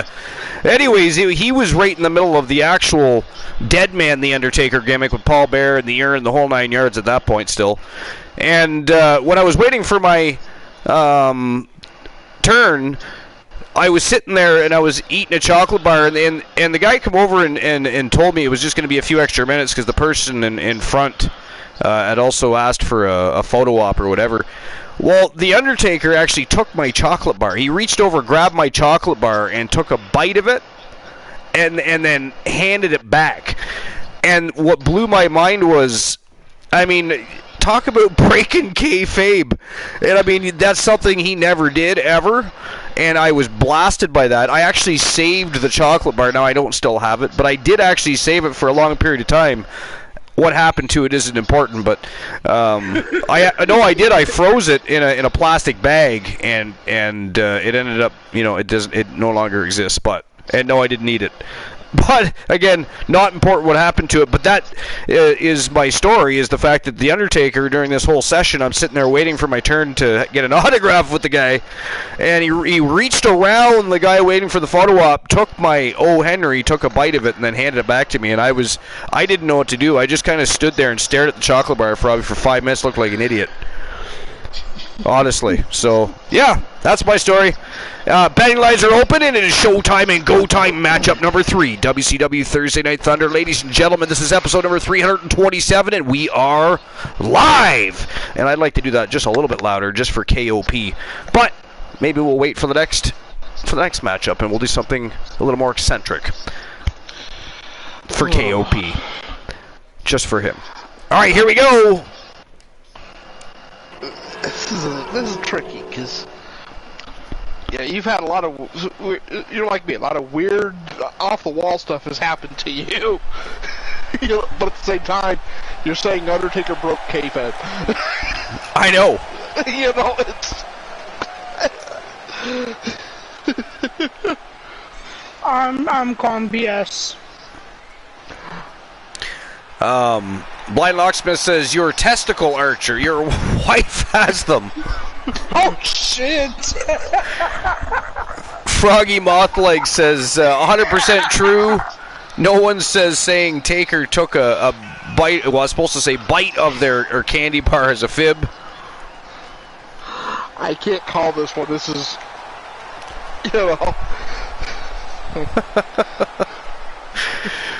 Froggy Mothleg says, moment of silence for KOP. Anybody else want to take a shot? Do you think it is a tree of knowledge there, or do you think it is forbidden fruit? Do you think it is just a ghastly bunch of bullshit?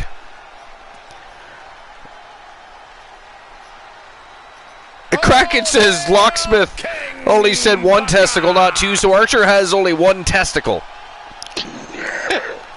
How the hell did my testicles become a topic of conversation again? I had no idea. I was going to give you a same exact question. Soul Embers is calling bullshit. Marlon Brandon says the Archerverse is full of many strange and wonderful stories. I believe it. Joe Link says I think it's true. Kraken says he's not sure.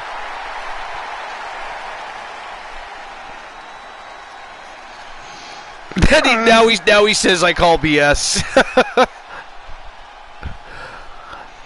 Mostly BS is Archer. Yeah. A few truths in there. Bunch of BS's. So the story's actually true. That did actually happen, and I did save the chocolate bar, and I did look like an idiot staring at a chocolate bar for at least 5 minutes straight because I couldn't believe it happened. I was like, first of all, I didn't know who took it right away because I was looking at the guy that was talking to me, and I just happened to be holding my chocolate bar in kind of a weird manner. And somebody reached around, took the chocolate bar. I look over, and beside the guy, he's sitting there chewing on my fucking chocolate bar, and then he handed it back to me, and I was like, I was like, what the fuck just happened? But yeah, I saved it and put it in the freezer, and I was going to keep that as long as possible. But, you know, things happen, and it disappeared, so. Yeah, that was one of those, like I said, weird things, you know. It was very weird. The weird, off-the-wall things have happened, but Undertaker breaking kayfabe. I know, but it's a house show, right, in a small town. There's no social media at the time. Nobody was seeing that, right? Yeah, but still. Yeah. You know, Oh, it was weird, yeah, because, like, he did not break kayfabe ever. But, I mean, to me, that is like a form of breaking kayfabe. What, he was just hungry at the time? Oh, yeah, I like this guy. I hope he at least gave you a good autograph and Yeah, oh yeah, I got an autograph. maybe a photo. Yeah. You know. Yeah, I didn't get a photo because that was above my pay grade at the time. But I did get a T-shirt though. Okay, got a chocolate bar photo. Yeah, well, I mean, the photographs cost more than the T-shirts did, so even then, so it was one of those things. It was like, do I want the T-shirt or a picture? And it was a cool picture too. It was the one they released of. It was like a moon and graveyard in the back. Undertaker behind Paul Bear holding the urn. Nice. Yeah.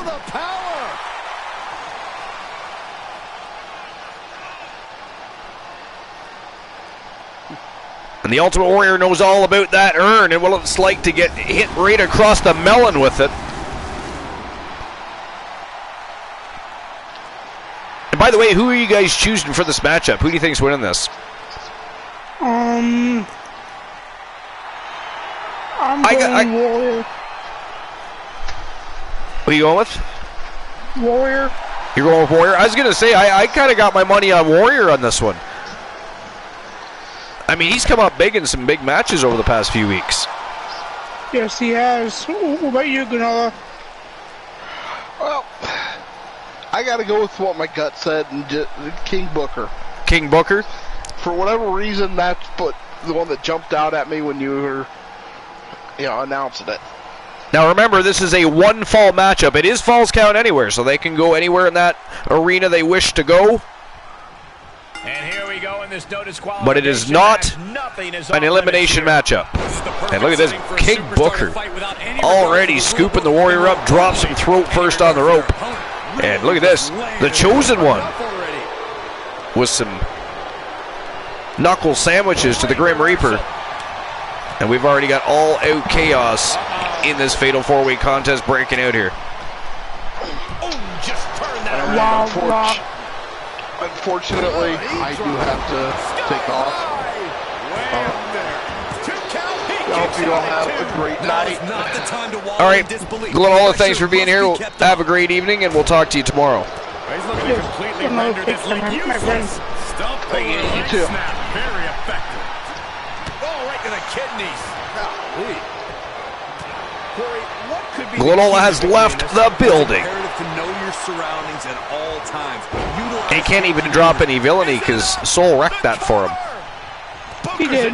He did. What a knockout punch. Isn't that a shame? It is just a rotten shame. Lights out. Brutal escape as that maneuver was taking just too long. Look at Fred to Chang. materialize. No fear of the Ultimate Warrior. If it works, it works. The first time they've ever been in the ring together, by the way. And this one might be headed ringside. Oh, and the Warrior reverses. Everybody else is very familiar with the Ultimate Warrior. King Booker, With a float over. Grim Reaper has already battled and beaten the Ultimate Warrior in singles competition. Kick to the midsection. But Shane is not faded Warrior at all. Saxton.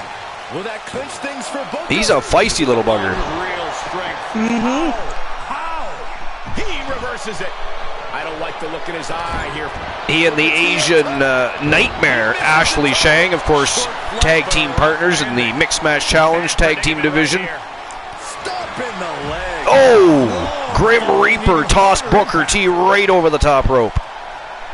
Big time spine buster. Warrior with a big spine buster to Fred Chang. He's starting to turn the tides there in that little duel that's going on. They've been battling back and forth outside the ring now for quite some time. Exactly. Outside the ring now. Cover. Is it enough? Oh, Grim Reaper suplexes Booker T by the head. Fred Chang with a 1 count. Wow. 1 count, only Warrior powered out of that one. And it took the ref a while to start counting. It did. It was a bit of a delayed count. I think he was only getting about a 2 at best on that one anyways. And the Warrior with a military press slam. But Shang firing back. Booker T going after the Grim Reaper in the squared circle here. Ooh, short arm clothesline takes the big man right off his feet. The resolve to put the pedal to the metal. Booker T continues to go to work on the Grim Reaper. Reaper reverses though, tosses King Booker right over the top rope, and the Warrior still pursuing Fred Chang outside the ring. I'm starting to wonder if they're ever going to get in the ring. I mean, it is false count anywhere, I get that. But, oh, it is Booker T. Oh! Pride and poise Damn. personified. Ouch. He leaves the ring and Nice dragon screw leg whip by the Grim Reaper on Booker T. That'll do a little damage to Booker T's knee. And look at this. Submission locked in on Booker T here. Do it now. Oh, this should have been over. Warrior breaks it up though. Again, this is only a 1 fall count matchup. Look at the squeeze. It's on like a vice grip. Oh, that just 2 looks count nasty. only. Grim Reaper just about ended Booker T's evening. Digging deep into their well to Well, keep everybody's this evening match for that matter. It is a 1 fall matchup. That's how you stop. Exactly. Warriors. Oh, pendulum backbreaker to Fred Chang. able to reverse. This has been one hell of a match. This could be So good. far, I mean, I was watching the. Of course, I was banned for it, but for the Legacy Jarring impact. matchup, I mean, they and Mustache Mountain, they battered and bloodied each other. Sliding back into the action. Brody In that match, was I got covered a in little blood. tongue-tied. I got tongue-tied a few times. Luther Broner. Stop hitting the leg. Oh, I heard. Oh, I heard. Oh, Grim Reaper throwing Booker T over the top rope again. I mean, Booker T's only going to be able to handle that so many times before his back just gives right out. Wow, Shang explodes on the Grim Reaper.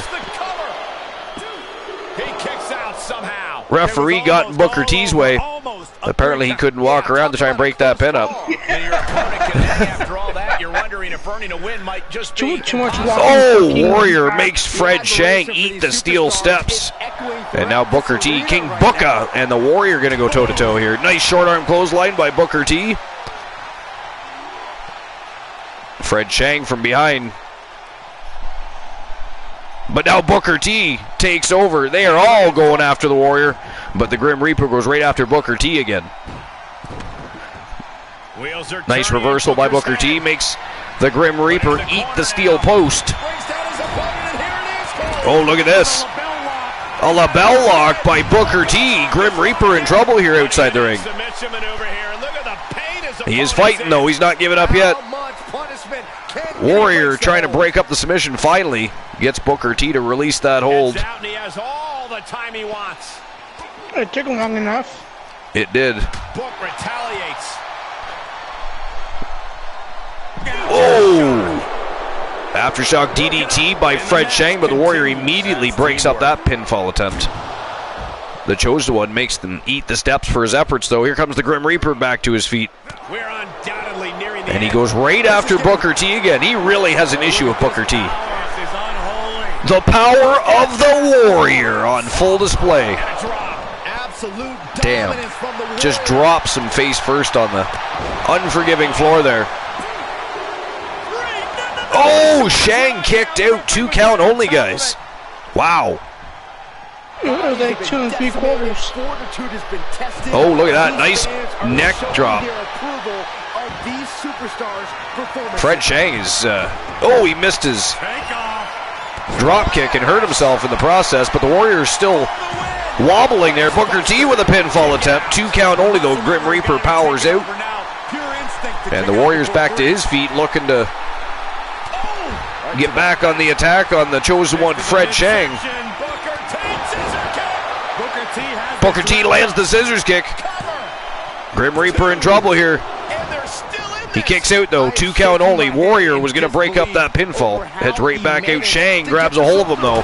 Oh, Warrior lands right on the steps. Ouch, he was hungry. Shang covers him up. Referee's just standing and staring. What's the plan here? It's like he was waiting for Booker T to go break up that pinfall. What I mean, I know he's the king and all, but what, is the referee one of his servants? I mean, what the hell?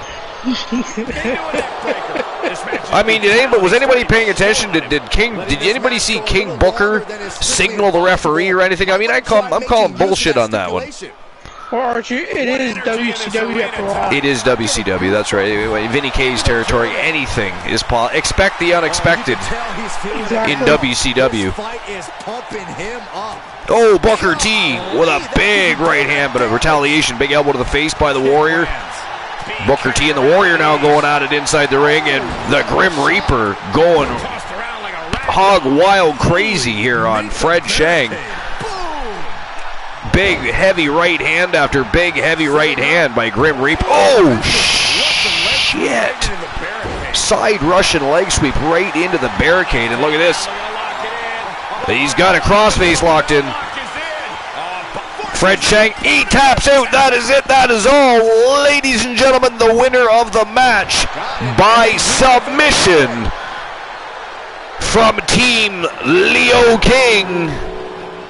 He is the Grim Reaper. That was a match for the ages. Fatal 4-ways always deliver the goods, but you can only see I did not see that once in a coming. decade or so. I was actually pegging the Ultimate Warrior to win that match just because he's been on a bit of a rant lately and a bit of a tear, if you will. Yes, he has. Both in singles competition, and he is now involved in the Mixed Match Challenge Tag Team division as well. So he's just been on a roll. I just thought he might pick up the big W here, but Grim Reaper says, oh well, no, the Warrior's winning nothing. I am taking his soul. And that All right. he did. So the winner of the match, Grim Reaper from Team Leo King, and the payout has been issued.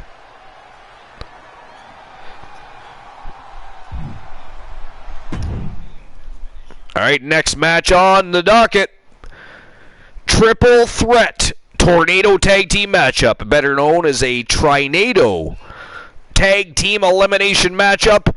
We've got the AEW Exiles, The Circle, Kenny Omega and Hangman Adam Page taking on the Mega Powers, the Immortal Hulk Hogan, Randy Macho Man Savage, and of course, two of the baddest men on the planet, one of the best tag teams in the history of the Archiverse, from Team KJ2294 and Team J Negative Gaming, the OG Kurt Jordan and the Soul Man Jay Simmons. They are power and glory, and this is going to be an absolute barn burner. I'll get the betting lines open right now.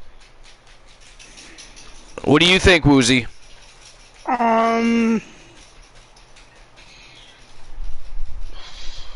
That's a tough one, isn't it? It is. You got three of the greatest tag teams in this match. Well, actually, two of the greatest tag teams. And then you've got AEW Exiles. Who have been sticking their nose in absolutely everybody's business, by the way. Absolutely insane. The one business they've not stuck their noses in is my client's team or the Coalition. You notice they haven't stuck their nose in the Blood Brothers business. I mean, what's with that? No, that's San Martino's business. Duh. Oh, trust me, the Coalition knows all about that. San Martino walking into people's locker rooms, beaking off, making challenges, and you know, the Coalition dragged right down with them.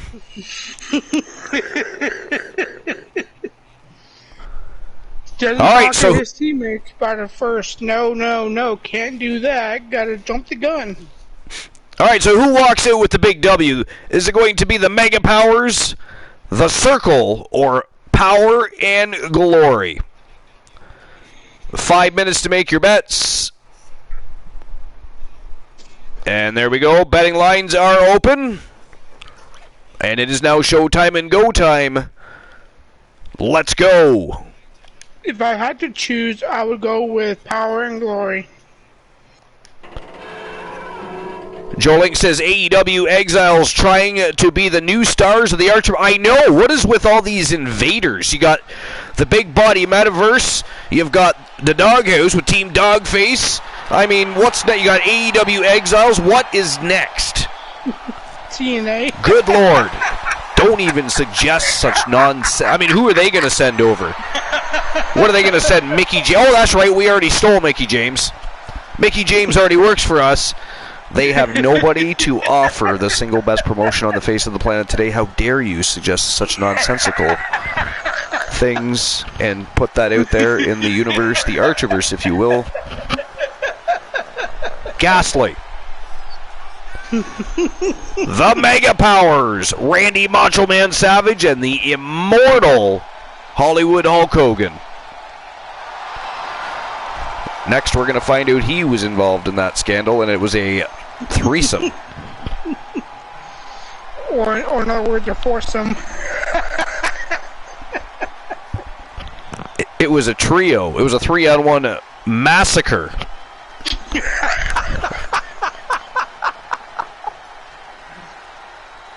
Joe Link says New Japan Wrestling's Will Ospreay. No, we don't want him coming in here. He'll take all the championships. No, don't. Somebody ban Joe Link, please. I mean, it is hard enough to keep championships around here. We got promotions all over the place taking our titles. Now he's suggesting Will Ospreay come into the company.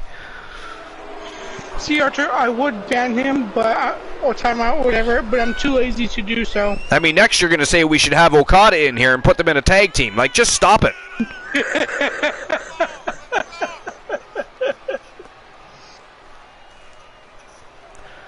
Hangman Adam Page and Kenny Omega. The AEW Exiles, The Circle.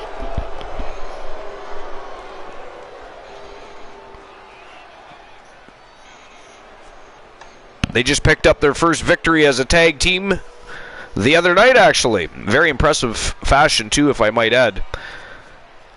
And, of course, Chris Jericho became the new Andre the Giant World's Heritage Champion. So the Circle's had some success already in their very early careers. I mean, they took the challenges and took war to locker rooms and to the squared circle. Didn't exactly have things go their way for the first couple of matches, but they are certainly on a roll now. Tonight, let's see if that can continue for them, if their campaign can continue to enrich, or if Power and Glory or the Mega Powers will thwart their progress. Will Ospreay versus Tables. Wow, now that would be a good match. That would be a good match. But we don't have a Will Ospreay, though. We do not. We do not have a Will Ospreay. Well, and then you've got Poindexter lobbying to have John Moxley brought into the company. I mean, what is even going on? savages. Wants to bring savages into the business. But yeah, father and son, Taz and Hook. Kick right to the back of the leg. Taz and Hook. I wouldn't hire Taz to be my ring announcer. He can, you know what? Tony Khan needs a commentator. He's got the answer for that one. Reversal. What a counter. I can hook him up. Now Hook, however, Hooked up. we can discuss. I see what you did there. We can discuss Hook. I mean, we can turn him to the dark side. What kind of headspace do you You need could. to be successful in a no disqualification match? But chances are he's not leaving Daddy's side. So About going after your opponent full force. Oh, well. eventually, Tony Khan will have a commentator and a janitor. It's time for your opponent to get their hands on it. And they can hook them up completely. They'll get a real good deal on toilet paper. This isn't gonna be good. Now he's been put on The OG going upstairs here. Look at this Power and Glory really taking it to Omega. Nice reversal by Omega, but the OG's right behind him. I don't even think he realizes it. And the Mega Powers double teaming Hangman Adam Page outside the ring. Wow. Kenny Omega, the reversal on the OG. Look at this. Oh, nice. He slipped out the back door. The OG now with a reversal. And a big standing vertical suplex here by Kurt Jordan. And remember, this is a elimination style matchup. This is a Trinado tag team elimination matchup. You must eliminate all members from either side to win the matchup. And the OG still going to work on Kenny Omega. Look at this, deadlifted him. The power of the OG Kurt Jordan. Full display right there. Nice running power slam. That's the second beautiful running power slam we've seen tonight. We've got some Davey Boy Smith fans in the house, I think. I think so, and some Braun Strowmans. And some Braun Strowman. See, I've never been a big Braun Strowman fan, although I'm not a hater of him either. I don't mind him being around. I just wish they would have found a better gimmick for him. Exactly. And for a big man, he's, you know, I don't know what the full reasons are why they decide to let him go or whatever, but it was one of those things. When it came to Braun Strowman, it didn't bother me either way. Yeah, he started out as one of the people on that damn party bus with Unbelievable. Look at Froggy. Mox and my client have had something of a history. Hopefully they are in the same place again. Gotta find a way to get out of this. Are or aren't? I don't know if you meant are or aren't. You could have meant either or there. Macho Man with a pinfall on the Soul Man here. Oh, Soul Man kicks out. 2 count only. Still no eliminations and still no submissions. Yeah, Strowman was a rosebud back in the day. Ooh, big spine buster by the Soul Man on the Macho Man here. Macho Man kicks out though, 2 count only. Hogan with a pinfall attempt here on Hangman Adam Page. But Adam Page kicks out. Whoa! That was vicious. The Soul Man covers Savage up again. But Savage kicks out, not even a 1 count there. Look at this. Gut wrench power bomb, deadlifted it too. And Kenny Omega continues his attack on the OG Kurt Jordan outside the ring. Hangman Adam Page dealing with the Hulkster inside the ring, and of course the Soul Man and Macho Man on the other side of the ring still going at it outside the ring. Oh, nice. Wow, knocked him out cold. The OG Kurt Jordan has been eliminated. Power and Glory down to 1 remaining member. Have we not claimed a winner yet? You gotta believe that not wanting to feel the agony of And Kenny Omega going after the Macho Man. Macho Man firing back in all cylinders here, though. Look at this. Hangman Adam Page going upstairs. Whoa. Wow. That was a huge diving moonsault. Peels the Hulkster back up off the canvas. Look at this. Wow. Springboard sidekick right to the face, and he's just stomping a mud hole now in the Hulkster. Some knuckle sandwiches, feed him a little ground and pound there. Gets him with the counter. He's going to the pin. This could be The Soul Man tries to cover up Hogan, and Adam Page says, he's mine. Hogan now, though, exploding back. Didn't like being double teamed, but the Soul Man takes him down with a nice snap suplex. Hulkster grabs the ropes, though. And look at this, the Soul Man and Adam Page literally going back and forth to see who's going to take out Hogan. They both want to eliminate him. Avoiding contact. Solid punch. There's some power behind that punch. It is an all-out battle for struggle and control of the immortal Hulk Hogan. Hulkster back to his feet, nice shoulder block takedown. Leveled Adam Page with that one. Over the top rope he goes. And Hogan chasing him out. The Soul Man left in the ring with Macho Man. Just punched him right in the mouth. This has been a good match. This has been a fantastic match so far. Only one elimination up till now. Whoa! The Soul Slam. And Randy Macho Man Savage has been eliminated by Jay Simmons. Able to counter. Simmons now with some ground and pound on a down and out Adam Page. Adam Page is looking fatigued. And he is in a bad way right now as the Soul Man continues to beat him down. Kenny Omega has just knocked out Hollywood Hulk Hogan. He has been eliminated. It is down to the AEW Exiles and the Soul Man Jay Simmons. Not good for Jay Simmons. But then again, Simmons had He's finished. 2 count, 3. No. Oh, he kicked out, but Adam Page right there to start picking him to pieces. And now they are both going to batter and bruise Jay Simmons. Simmons is trying to fight back. He's not going down without a fight. Punch right in the head. Wow. He turns it around.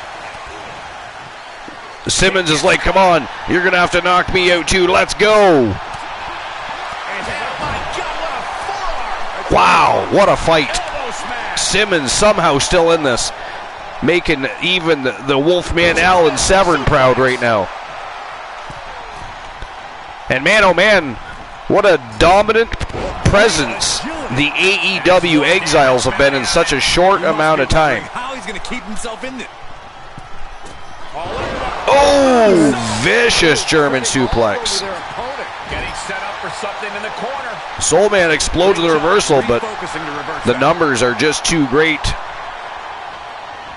I mean, a 2-on-1 with maybe a normal tag team, but this is Kenny Omega and Hangman Adam Page here.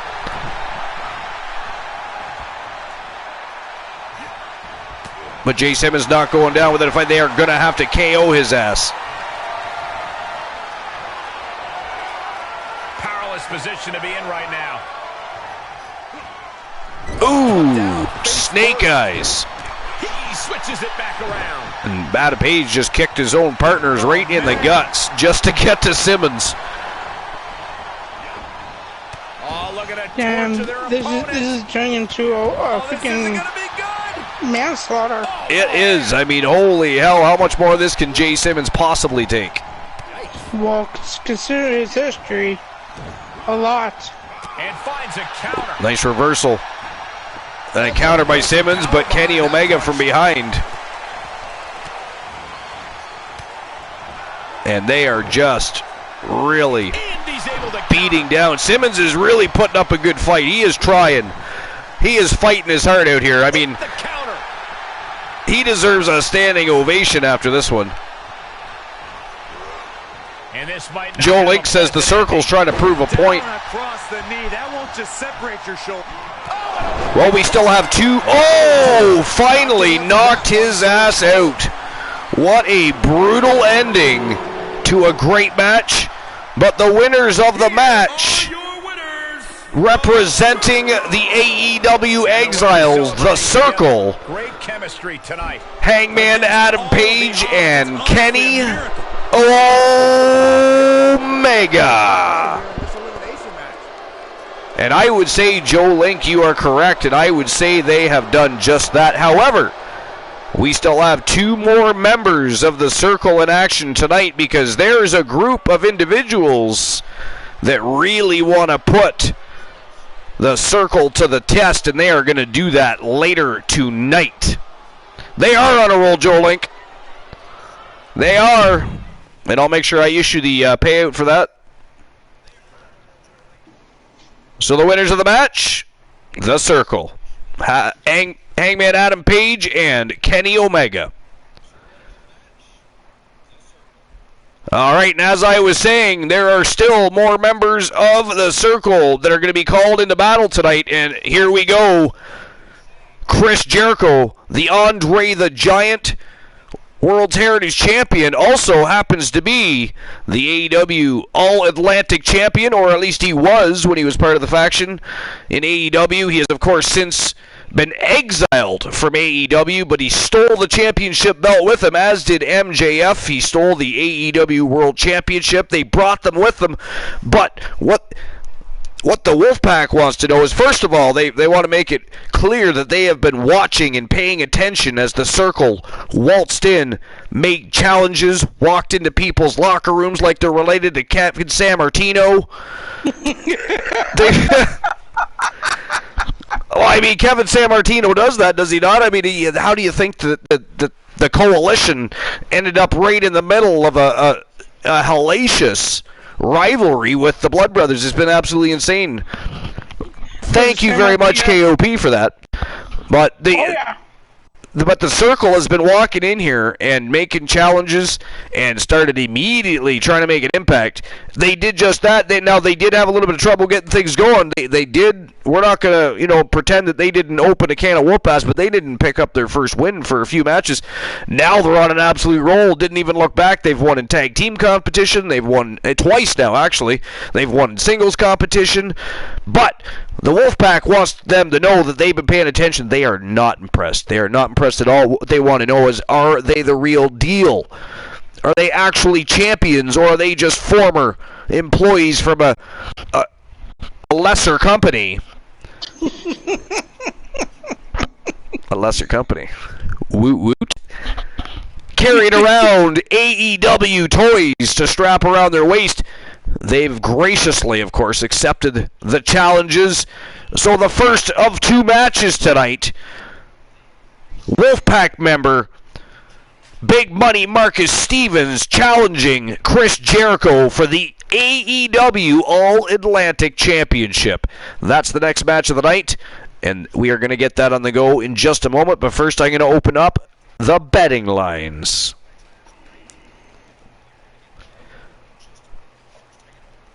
What do you think, Woozy? I'm going Stevens. All right, so who walks out the AEW All-Atlantic Champion? Big Money Marcus Stevens or Chris Jericho, the reigning defending double champion? 5 minutes to make your bets. And there we go. Betting lines are open. I'm going, you know what, they are on a tear like never before, and I understand that the Circle's on a roll, and they're still hungry, they're looking to make an impact, they're looking to make a statement, but I don't know, the Wolfpack, they're definitely a pack. Even when you don't think they're around, they are lurking to make sure that they're keeping an eye on their fam jam, if you will. But Marcus Stevens has proved time and time again that he's championship material. Can he beat Chris Jericho, though? The Painmaker, the Ayatollah of Rock and Rolla, the Wizard. This is a tough one for me, but part of me wants to side with Stevens. The other part says, but the Wizard. But the Wizard. So I don't know. This is a tough one for me. I guess if I'm forced to choose, I'm going to side with I'm going to side with Chris Jericho just because he's just recently won the Andre the Giant World's Heritage Champion. He's already the AEW All-Atlantic Champion, or at least was. Big Money's, I don't know. I guess we'll find out. And by the way, before today's show got started, you were given a break time notice. Oh, excellent. By me. Fantastique. All right, let's get the show on the go. AEW All-Atlantic Championship. The AEW Exiles leader, Chris Jericho, versus the member of the Wolfpack, former multiple-time champion, Big Money Marcus Stevens. Let's go. It is showtime and go time. The following contest is I've got $5,000 on Stevens. Yes, and this matchup, by the way, is 10 minutes of iron between Big Money Marcus Stevens and Chris Jericho. I mean, you had to know Jericho was going to have some sort of stipulation, right?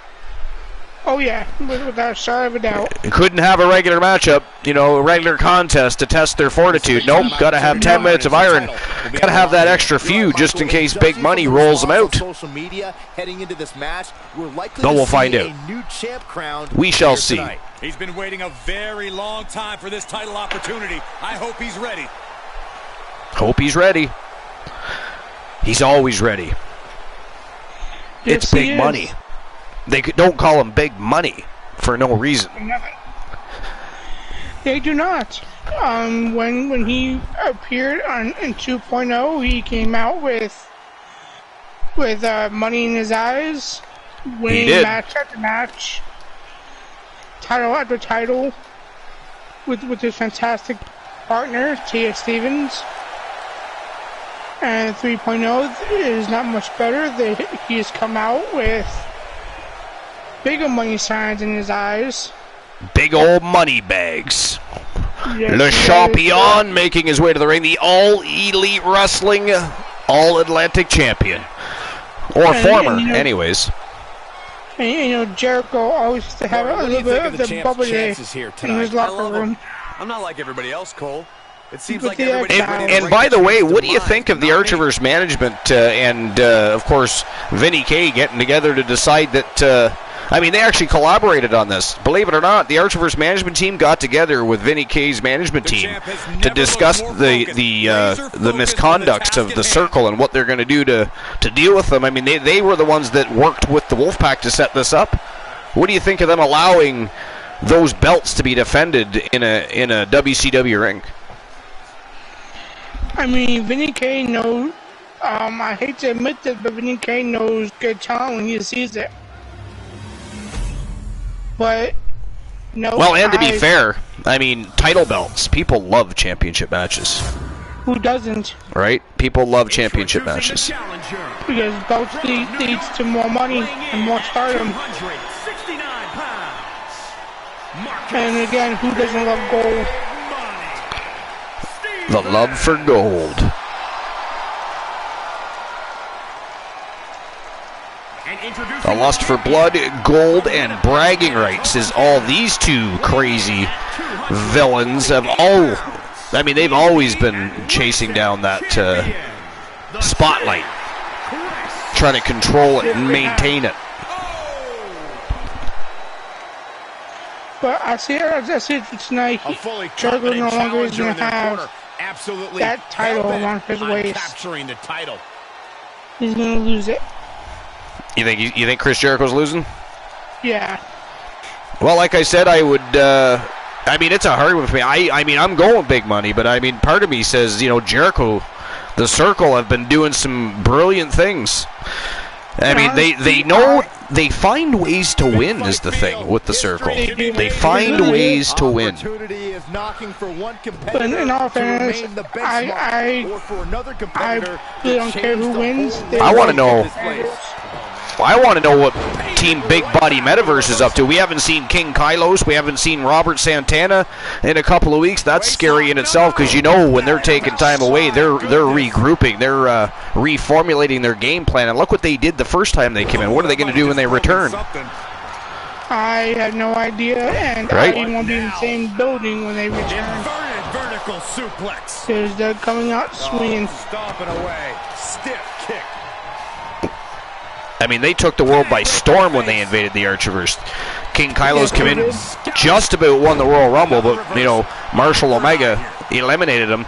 Then they had a tournament, and it actually came down to Marshall Omega and King Kylos. King Kylos got his revenge, beat Omega, won the tournament. Then went on to win a Royal Rumble after that. I mean, King Kylo's was absolutely impressive. Like a guillotine. He really was. He impressed me big time. Yeah. Oh, look at this pinfall attempt on Big Money. Chris Jericho already in control of the matchup. And Big Joe Money Link went to make a comeback there, but Jericho fired back. Ooh, snap suplex. Jericho makes a snap suplex look even more devastating than it really is. He really does. I think he's about to earn this fall. This submission is... And he's able to fend off And Joe what Link, must have I been do a not see grueling the submission. Archerverse or Vinny K hiring Moxley or Will Ospreay. Joe Link is still lobbying for Will Ospreay. What is wrong with you, sir? What is you don't like to earn gold, sir? I mean, if Will Ospreay comes in here, there will be no more gold for anybody. He'll even jump into the women's division. He'll put on a dress and go win the women's title. I mean, don't suggest such things. Perhaps thinking about what to do next here. What's up, Exposed Gamer? Are you kidding? Exposed Gamer in the house. He's out. Can he score the pin? Let's do it exciting, buddy. Welcome on into episode number 327, Exposed Gamer. Kick out at 2 2. count only. Jericho kicks out in this championship matchup. Flat out power. A deadlift military Oh, look at that. press. Deadlift military press by Big Money. Just drops Jericho face first on the unforgiving floor. And I gotta tell you, being thrown outside the ring would hurt enough, being dropped 10 feet to the ground, but to have somebody hoist you up and just literally drop you on your face on that floor, that's even worse. Vicious. He avoids the damage. That is vicious. And another counter. And Exposed Gamer says today is day 1 of bed. LOL. Get the vid and start it on Wednesday. Day 1 of what? Oh, he knew what was coming. Of bed. Look at this. Pendulum backbreaker. Got Oh, the got the vid. vid. Gotcha. Okay, I gotcha. Yes, Exposed Gamer has COVID. Oh shit. Oh, impressive counter. I'm so sorry, Exposed. And this might not have a pleasant ending. COVID is not fun. It is not. Oh, look at another deadlift. Big Money showing off the strength tonight. Military presses Jericho over his head again and just drops him face first, this time on the canvas at least. This time on the canvas at least. Whoa! That's still brutal. Air Stevens. That was some serious hang time right there. Big flying body splash by Big Money Marcus Stevens. Well, then come on, Exposed Gamer. Come on in, hop in. You should get airline miles for that. And if you want to join the broadcast, Exposed Gamer, feel free. And his eyes are piercing through the opposition. We're right in the middle of a fantastic matchup. This is actually an attempted coup. Believe it or not, Team Vinny K and Team The Archerverse worked together all day long to work with the Wolfpack to put together a matchup between the Circle Yeah, this has been a and members of the Wolfpack to put those championships they keep toting around and flashing in people's faces as they're taunting, challenging, and causing havoc in the locker room, backstage, parking lot, and all the other problems they've been causing. Whoa, Jericho. What a savage. Just powerbomb Big Money right over the top rope. Wow. What a wrist clutch suplex. Trapping their opponent's arm. Crossface submission is in. The champ has this one in hand now. Oh, is he going to tap out? Jericho's got that locked in tight. He is barely hanging Big on. Money's in trouble here, guys. He's fighting it off, though. Adam where he wants And him, with 4.5 minutes left of this, we still have no pinfalls and no submissions. Money powered out at 2. I can't believe it. No And way. Big Money No powers way. out. I refuse to All right, believe Woozy, I'm actually shit. going to use my break time notice. I do have to relieve my bladder. Exposed Gamer, feel free to jump on. Life is great. Gets a gift sub from Joe Link. Joe Link, thank you very much for the gift sub. I appreciate you very much. I appreciate everybody very much. You guys are all awesome. Thank you. You guys are what make the Archerverse what it is. You are the Archerverse. but I will be right back. And Exposed Gamer, welcome to the broadcast. Welcome to episode number 327. I will be right back. I just have to bleed the bladder. It's really starting to expand and cause me a little discomfort. I don't personally enjoy it, so I'll be right back. Alright, Archer. Coming in hot. And how's it going, Exposed Gamer? He's staring his opponent down, getting into that zone. I'm sorry you've got COVID. Taking this to the floor. Yeah. It happens. Going for it. It does. Looking for the lapel Eventually lock. everybody's He's gonna got it get it. locked in. The lapel lock I is got it locked when in. it first He is in came deep out 2 years ago. Could be down Yeah. a fall if he can't hang I was on. hospitalized see him for it. getting out. Until now. No, he lets him out. Yeah, I think he knew he was. And this has got to be it. And the defending champion He sneaks walks a up by fall. Jericho. 1, 2, 3. Jericho picks up the first pinfall. He turns it around. Well, like, that is your number. That is your number, Joe Link. Great counter. Gets put into the barricade.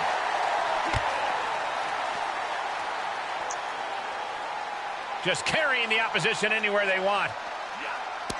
Might have broken their back. And onto the floor, too. That's fucking brutal.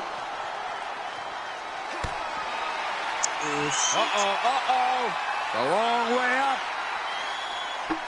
Final time, the last ride. We could have a new champion. There's two. He stays alive. He stays alive. I knew it would take more than that to put the champ away. But just how much more Jericho- is needed? Jericho The kicks end out could still 2.5. be right around the corner. Everything possible was done to win there, but it just fell short.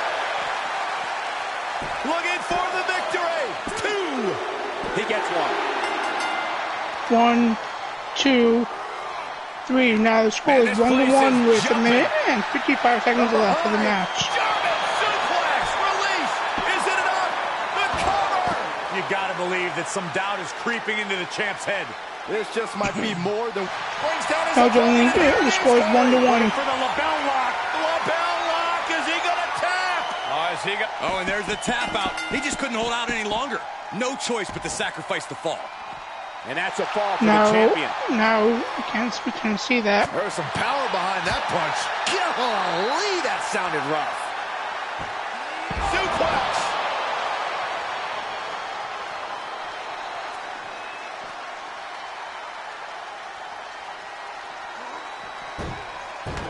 He may get the 3 count right here. I think so.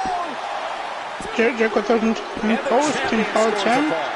1, 2, 3. Now the score is 2-1 He's turning the with tables. a minute left of the match. Counters. This could be an opportunity. I have returned. Welcome All right, back. what have I missed? What's the count? Really, these The- superstars 2-1. are. 2-1 for. Adrenaline they so Jericho. desperately need Wow. right now. Could you imagine? Man, oh man, it's 3-1. Joe Link says it's 3-1. After the arm. I only seen 2-1. I only seen him pick up 2 falls. Uzi, are you not paying attention? How dare you disappoint the masses? Joe Link has to do your job for you. Oh, look at the... Did Exposed Gamer make it onto the broadcast? Are you still here? Shaky ground now. There is no What's way new and this can exciting go on for much besides having the vid? Nothing. Got lots of time to play some Elden Ring. And Elden Ring, nice. And there we go, ladies and gentlemen, the winner of the match by a score of 3-1 in this 10 minutes of iron matchup, representing the AEW Exiles, the Circle. He is Le Champion and still the AEW All-Atlantic Champion, Chris Jericho. And that is crazy. The Exiles have won 2 matchups now. They won the Trinado elimination style matchup, Kenny Omega and Hangman Adam Page, and now Chris Jericho just defeated a member of the Wolfpack and defended his All-Atlantic Championship. That is crazy. What is going on? I mean, you got the big body metaverse invading, winning titles. You've got the Doghouse coming over. I mean, Mitchell Vaughn, TWA World Heavyweight Champion. You've got The Circle now coming in and winning matches now left and right. They just took a challenge to defend the championships they brought in and were toting around, and wow. Craziness. All right, I'll get the payout for that matchup issued.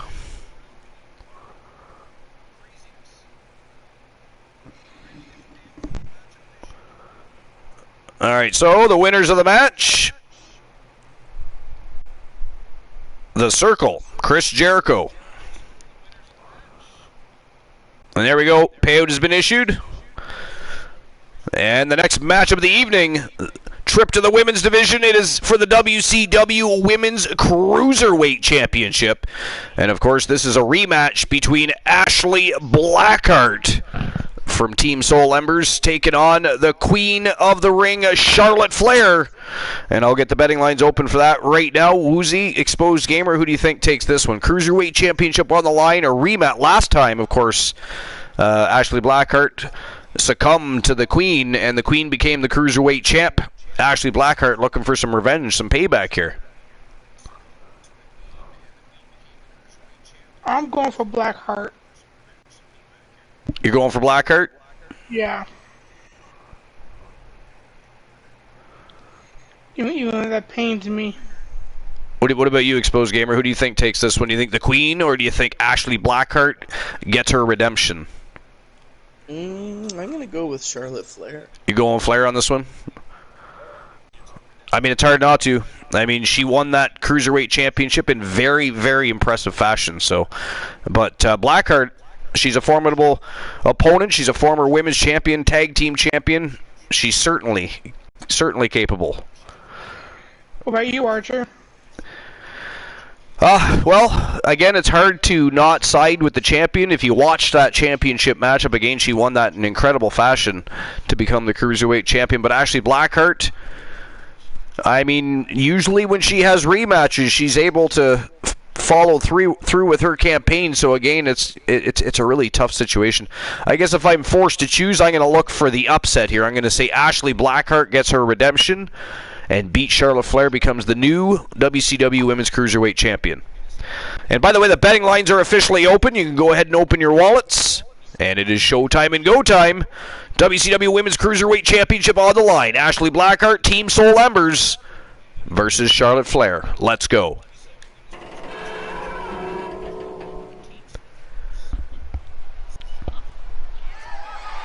The following contest is a submission match. A submission match. The WCW. Of course, Charlotte Flair has to have her stipulation in there. Of course. Accepts the rematch, but has to throw in we're going to make it a submission match. Why wouldn't she, right? Right? Just like the Iron Man match from Stevens and Jericho. I still can't believe that the Circle are being so dominant so far tonight. We still have one more member, MJF, later tonight facing Poindexter. The AEW World Championships on the line. Can a member of the Wolfpack defeat a member of the Circle tonight? Or will the Circle clean sweep the event card tonight and go home partying hard with some very big victories under their belt? Remember, guys, the title's on I mean, they're going to be doing that anyways, but can Poindexter upstage MJF, or will MJF just join the rest of the faction in victory? I mean,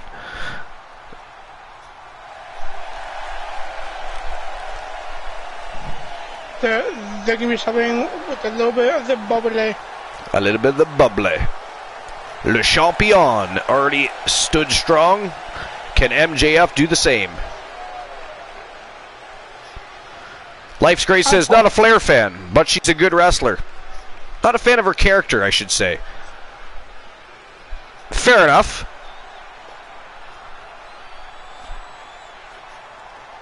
And her opponent, the reigning, defending, undisputed WCW Women's Cruiserweight Champion, the Queen of the Ring, Charlotte Flair. Opportunity.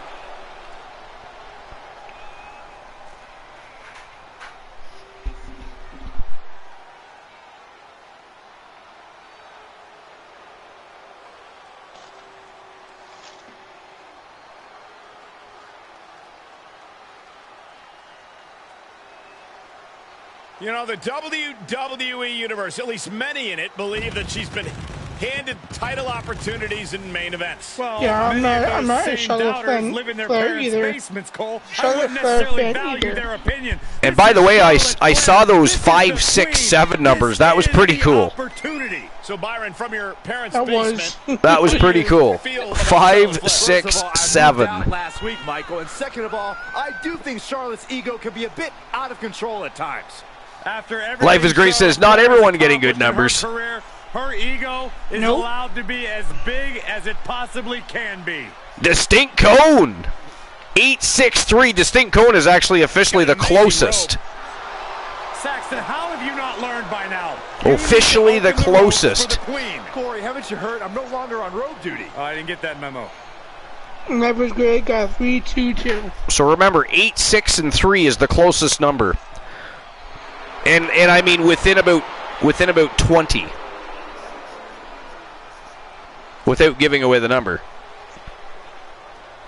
I'll just say within 20.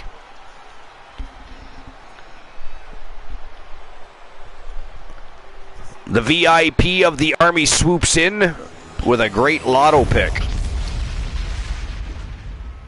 All right, here we go. Championship is on the line. It is go time. Blackheart versus Flair. Submission match.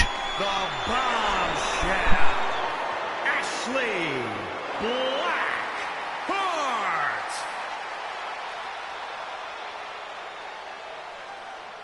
And introducing the champion from the Queen City.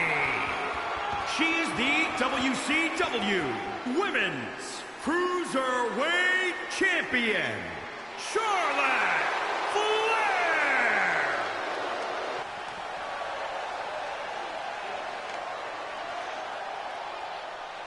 Intensity on the face of the champion. Challenger in the corner. And Looking game more is determined than I've ever seen. 8-2. It's what? His numbers are 8-8-2. 882. Yes. Yeah. That's actually over the number. You're not rewarded. But in at least he WWE got for close. sitting back and waiting. This superstar did things on their own terms. 863, still the closest. That hard work and determination certainly has paid off for them, Corey. But the But challenger 862 would have has been. put in that same effort. It'll be a close contest. She's going up. Top rope here. Blackheart going upstairs. She better hurry. Oh! Wow. Big diving sidekick right to the face of Flair. Uh-oh, guys, this could be And look at this. It's the Dragon Sleeper. Dragon Sleeper locked in tight here. Gonna tap out. Uh-oh. Flair backflips out of it though. Goes through and a kick right to the spine. Not going to take out Charlotte Flair that easily. She is a master of the submission game. Torturous focus on the leg. Ooh. There's definitely a reason she's been a multiple-time women's champion. Steer clear. Ooh, out the back door goes Blackheart. Nice inverted DDT by Ashley Blackheart. She's able to get out of the way. Flair right back to her feet though. Uh-oh. Oh, look at this. She's got some bad intentions. Apron. Oh! Goodness. Good God. Stomping down. Flair with a backdrop on the ring apron. With that reversal. The hardest part of the ring, Woozy. Obviously, submission That is match the hardest rules part of favor the a ring. certain kind of Look at this though, Blackheart fire What does it back take in all to cylinders, big knees to the midsection, and she dives right back into the ring. Sports entertainment, a submission match Flair is a test still of hasn't skill. moved. You better Blackheart know your going stuff. upstairs. From the top. Whoa! Oh, she missed. Flair was playing possum. Was trying to make a big splash with Flair was playing possum. She could be looking for a submission Imagine that. right here. This won't win the match. Single leg They're doing camel clutch here on Blackheart, but Blackheart Nice escapes escape. very quickly. Nice escape by Blackheart. Ooh, bullseye. The champ getting put on the back foot here. Blackheart setting her up. Oh! Vicious powerbomb on the unforgiving floor. That is fucking vicious. And Blackheart continues to Oh, man, right attack to the Flair arm. outside the ring Hyperextend here. your elbow. Stomping a mud hole. Ooh, boot washed her. And now locking on that hammerlock armbar combination. And then drops the knee right in the kidney of Charlotte Flair. Now remember, this is a submission match. They're not going to be able to pick up a victory via pinfall or knockout. They have to tap out their opponent. Although, what if they're knocked out in the submission? Oh! Diving forearm by Blackheart. Blackheart doing a good job of keeping the action pressed here. She's really taking control of this match, Woozy. She really is. Like, oh, here comes Blackout. The Blackout. The title's in jeopardy. And Flair out the back door goes Flair. Sneaky little Charlotte Flair. Oh, and kicked her right in the lippies. Oh, natural selection DDT. Ashley Blackheart in all kinds of trouble right now. What's coming here? Submission move. There it is again, that single leg camel clutch. Flair's been popping that into the woodworks a lot lately. And escapes. Boom, head kick connects. Blackheart again escapes. Oh, look at this. She's going for the Blackout again. Oh, no, she's not. All about grinding down your opponent.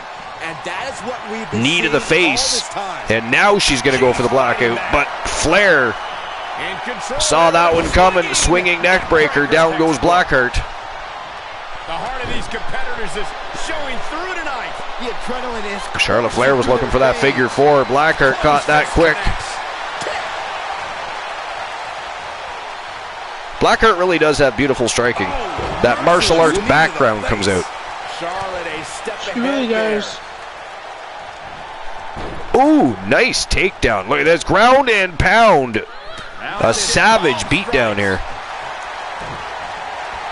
Blackheart really pulling out all the stops to try and get redemption for her loss in their last matchup. Charlotte Flair holds a victory over Blackheart. Of course, that's how she won the Cruiserweight Championship. But Ashley Blackheart looking to take back the spotlight and dethrone the Queen. And I noticed Blackheart has a new attire. And as this match drags on, all that damage is only going to make yes. Oh, diving knee drop by Charlotte Flair, and she's going right back upstairs. The Savage Queen taken to the air. And another knee drop right to the jaw. And I mean, if her jaw doesn't get dislocated by that, I don't know. She's got a jaw of metal. Beautiful reversal and counter clothesline. And here we go. The Blackout right in the middle of the ring. Oh, she was going to go for a camel clutch. But again, Charlotte Flair snuck out the back door. Incredible sight to see. Man, that was like a backdrop with a kick in the shin on the way down. That was kind of savage, really. It really was. It really was. Like, that was just pure spite. So I'm not just going to backdrop this bitch. I'm going to kick her right in the spine on the way down. Like, wow. Look at the ruthless aggression here of Ashley Blackheart as she pulls out all the stops to try and dethrone the Queen of the Ring here. The self-proclaimed Queen of the Ring, by the way. Self-proclaimed. I mean, there does happen to be truth in there, but that is not the point. Ooh, nailed a big kick right to the face, and Blackheart peels her right back up off the canvas, and she's looking to hit that Blackout again. There it is. The champ's up. And again, why does she keep going for that when Charlotte Flair just is too smart for that? What? Wow, flapjack. I thought she was gonna pull a move out of Ashley Blackheart's repertoire there, and didn't you? I thought she was going for the Blackout for a minute. Oh shit! Figure four locked in, and there it is, the figure eight, and that is locked in tight. She's gonna submit now. Blackheart in trouble here. She's fighting, but how long can she fight? Oh, look at this. Wow. Wow, she got out. Oh, big punch right to the nose. I mean, that was just... Oh, knee to the face, Blackheart. Stomping a mud hole in her face again. Like, how can she not do that? It's right there. Just punishing Flair. Brutal stomp to the body. But every time she goes for her submission, Flair manages to sneak out the back door. This is how you torture your opponent. But I'll tell you, Blackheart really wearing down Charlotte Flair here. Big jumping knee right to the kidney. Man, just continues to brutally beat her down with those strikes, leg kicks, and submission holds. And I don't know how Flair's even still in this one. That makes two. What an incredible moonsault. If this wasn't a submission match, ladies and gentlemen, you'd be looking at your winner right there that's taken to the skies again. Takes another trip to the I mean, wow. She has dismantled Charlotte Flair here. But unfortunately for Blackheart, this is a submission match. Oh, here we go. Hell's Gate locked in tight. Flair's in trouble. She tapped out. She tapped out. Ladies and gentlemen, the winner of the match by submission and a new WCW Women's Cruiserweight Champion from Team Soul Embers. She is Ashley Blackheart. I mean, wow. Big congratulations to Ashley Blackheart. Talk about getting redemption, because Charlotte Flair beat her in sensational fashion the last time. But Ashley Blackheart absolutely dominated and viciously beat down Charlotte Flair here tonight, en route to becoming the new WCW Women's Cruiserweight Champion. And to my knowledge, if Blackheart had a lost here tonight, she was leaving the Cruiserweight division, but she wasn't leaving without the attempt at getting her redemption on Flair. And man, it's a good thing she made the call, because she is the new WCW Women's Cruiserweight Champion. Congratulations to Team Soul Embers and Ashley Blackheart, the new champ. All right, I'll give everybody their payout for the last matchup. 100% of the bets went to Charlotte Flair. Well, guess what? Blackheart was the victor. All right, next match of the night. This one is for the WCW Women's World Championship. And again from Team Soul Embers, she is Stephanie Wolf taking on Drea Phantasma. From Team BBM, Big Body Metaverse, Casey Catanzaro, and of course the reigning, defending, undisputed WCW Women's World Champion from representing Team Joe Link and the Outlaws, Alexa Bliss. That is the next match of the night, and we'll open up the betting lines right now, so get your wallets open. Who walks out WCW Women's Champ? And this, ladies and gentlemen, is a Falls Count Anywhere Fatal 4 Eliminator. I'm gonna go for... Is it gonna be Wolf, Phantasma from Team BBM, Wolf, of course, from Team Soul Embers, or is it gonna be Casey Catanzaro? Or how about the reigning, defending, undisputed champion from the Outlaws and representing Team Joe Link, Alexa Bliss? 5 minutes to make your bets.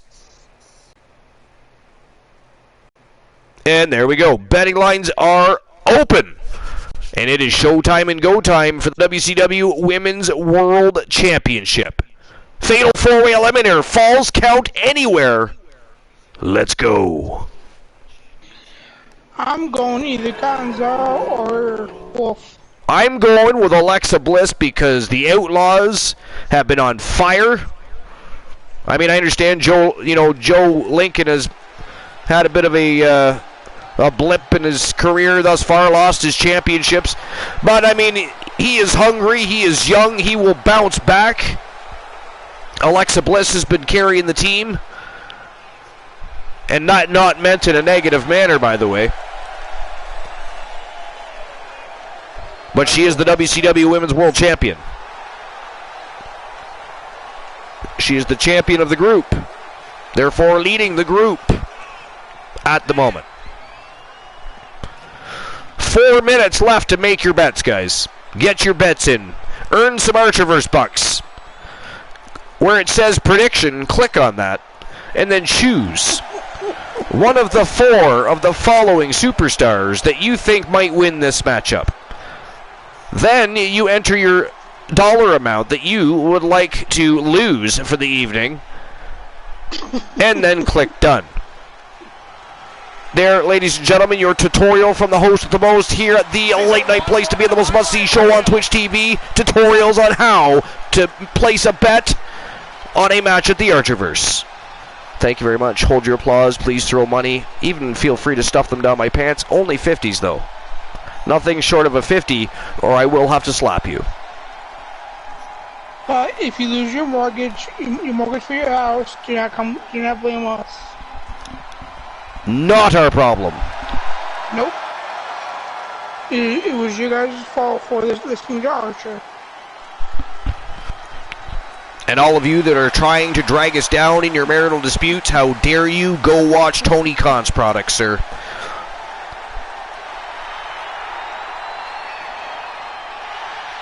Ghastly. Can't even watch that show anymore. It's like watching paint dry.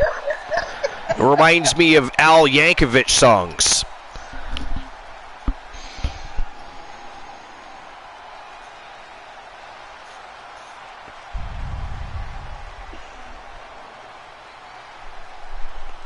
It's just Casey Catanzaro ready to rock and roll, looking focused. And here comes one half of the former. I don't even know why she's still wearing that championship belt. Clearly, she has not been relieved of the title yet. She was formerly one half of the Archerverse Mixed Match Challenge World Tag Team Champions, but the Trailblazers, Stone Cold Steve Austin and Tony Storm, won those titles earlier tonight. Apparently, she doesn't want to give up her championship just yet. But if you ask Joe Link, it's called Stone Cold Storm. Stone Cold Storm. Casey is the betting favorite at the moment.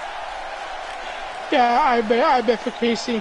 And just so we're clear, that is not the championship that is on the line. Those titles were fought over in the very first match of the night. Again, the Trailblazers won the championships from Monster Eclipse, Big Bubba Bruno and Stephanie Wolf. It was Big Bubba Bruno defending the titles in a singles match against Stone Cold Steve Austin. Again, for those that aren't familiar with the Mixed Match Challenge division, you can challenge the champions in either singles competition or tag team competition. If you happen to be a champion in that division, do be forewarned. If you lose your single match, your team loses their titles. Guys, I guess we can. Here she comes, ladies and gentlemen, representing Team Joe Link. She is the reigning, defending, undisputed WCW World Heavyweight Champion, Alexa Bliss.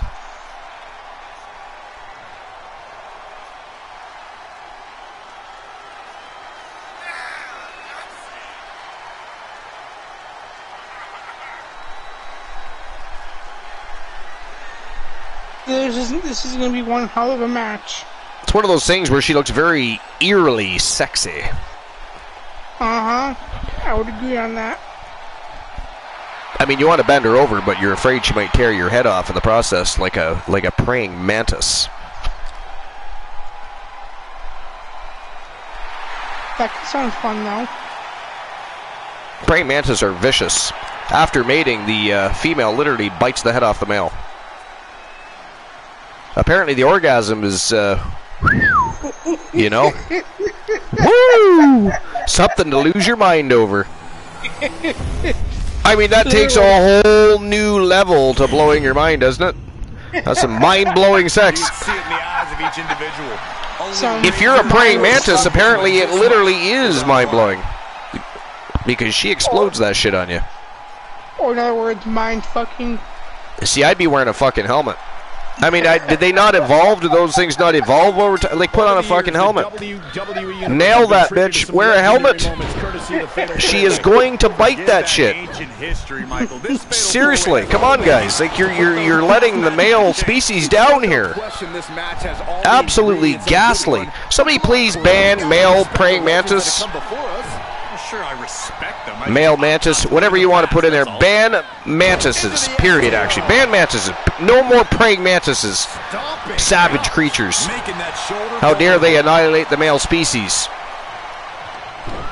Whatever's playing here can't be. I mean, what if future visiting, you know, aliens are praying mantises? I mean, we're fucked. Straining that trapezius muscle. That's going to be a primarily female colony, and they are going to be hungry and angry. And invading, by the way. Life is great says it, so the female has energy to produce the eggs. I don't think that justifies the situation, really. There's got to be ways to do that without, you know, chewing the head off of your mate. It's like, hey baby, how are you today? You look tasty. Let's do the wild thing. I'm hungry. Enough already. Oh, that was just malicious. Oh! Insulting. Stephanie Wolf driving the face of Drea Phantasma right into that unforgiving floor. Bliss and Catanzaro have not left each other's side since the bell rang. They clearly have a beef to settle.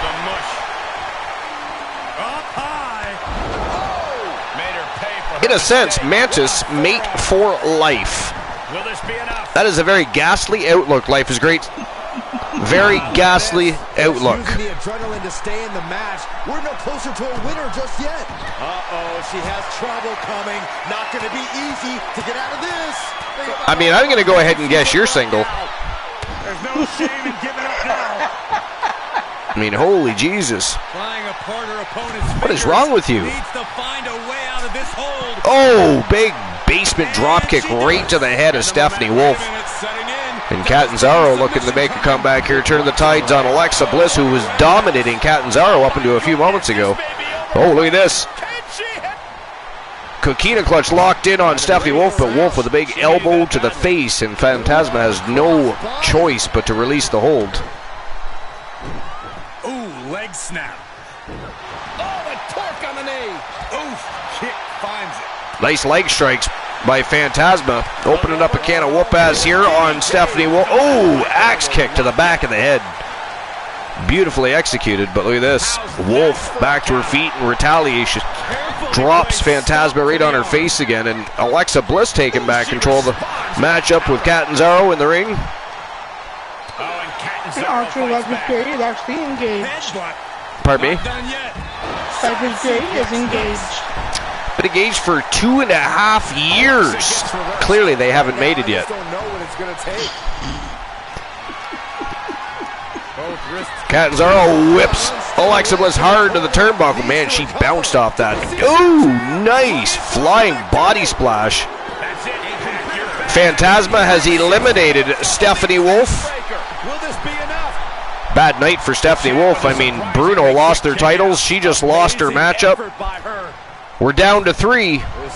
Drea Phantasma from Team Big Body Metaverse. Casey Catanzaro and the reigning, defending, undisputed champion, Alexa Bliss. Things just got interesting.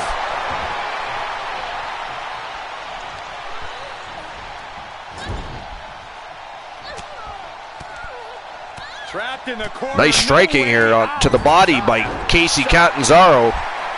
Alexa Bliss doing showboat, got caught by Catanzaro. Tried to whip Alexa Bliss into Drea, but Alexa Bliss slammed on the binders, and Drea went for a springboard at back elbow, but completely missed. There she goes.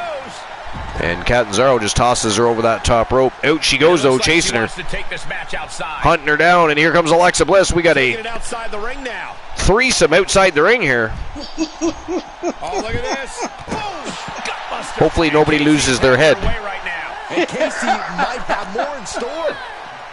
Oh, wait a minute, they're all female. Shit, the ref should run. The ref is male. The ref needs to run. Fatal four-way has certainly taken its toll, Michael. Clothesline. He could always call the match from a chair in the audience. There's got to be an empty seat somewhere. Somebody went to the bathroom. Just steal their seat. Do some serious damage.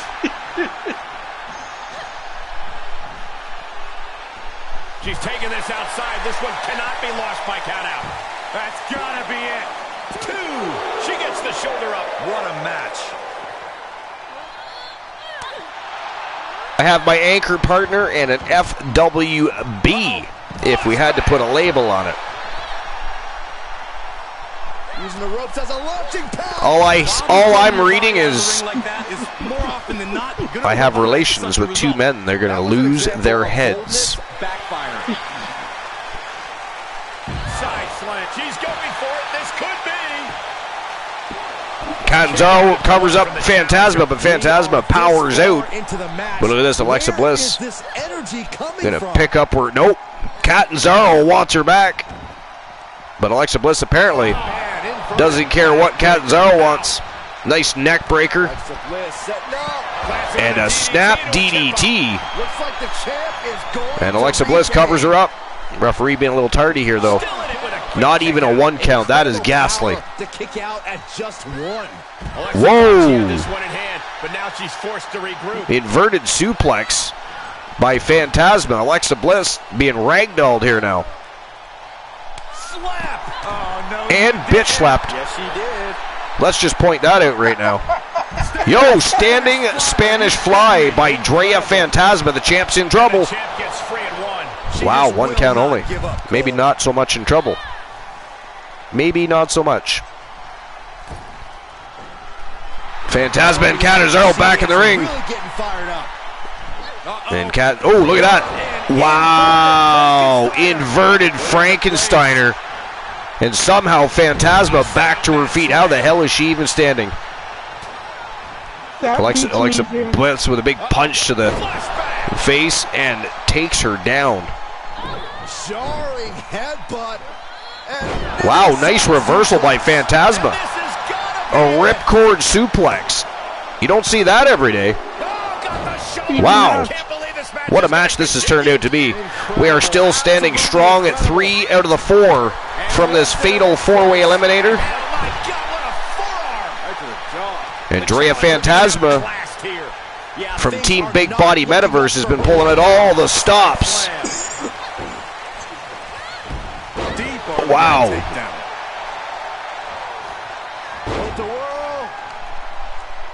Uh-oh, carefully measured. Catanzaro trying to take that arm of Bliss out.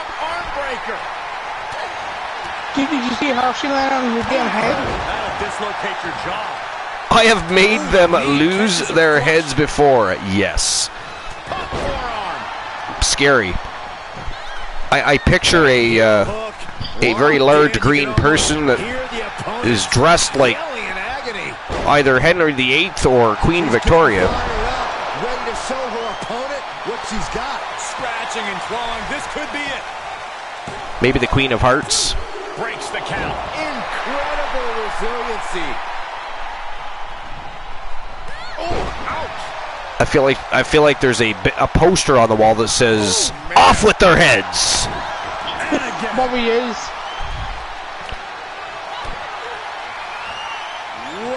Whoa! Sunset flip powerbomb by Alexa Bliss. Drea Phantasma in a bad way right now, and Bliss taking to the skies here. Ooh, Phantasma got the knees up. Basement drop kick right to the face by Catanzaro, though. Takes out the champ and goes right to work on Phantasma. And bounced her off the turnbuckle. That was vicious. Imagine how that feels, having your spine slam into that turnbuckle and just bounce you off. But champions need to finish the job. Try and end it. And Casey Catanzaro has been eliminated. It is down to Team Big Body Metaverse and the reigning defending champion representing Team Joe Link. Whoa! Holy shit! Wow, the champion kicked out. I can't even believe it. I thought for sure it was over right there. That was like 2 3/4. Big double foot stomp right to the chesticles. Rightfully so. And Alexa gets out of dodge. Oh, look at this. Yo, handspring ends a girl. This Drea Phantasma is something. I'm telling you. Armbar locked on. Nice Fujiwara armbar. And that is in there tight. That is in there tight. And she is wrenching away. Wow, she released the hold. That's crazy. You don't release a submission, the reigning defending champion. That is just craziness. Phantasma, though, take... Oh! A frog splash from Drea Phantasma. And that is it. That is all, ladies and gentlemen. The winner of the match and new WCW Women's World Champion from Team Big Body Metaverse, Drea Phantasma.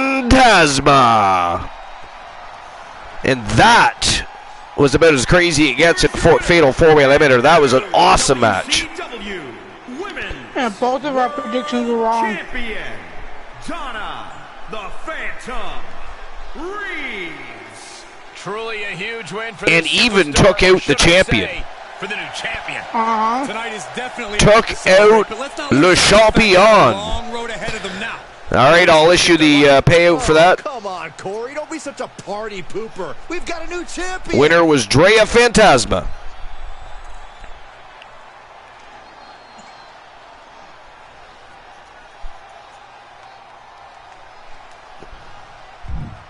All right, next match of the night. It is the main event of the main card. And this is for the WCW TNT Championship. Demon Finn Balor versus Tables.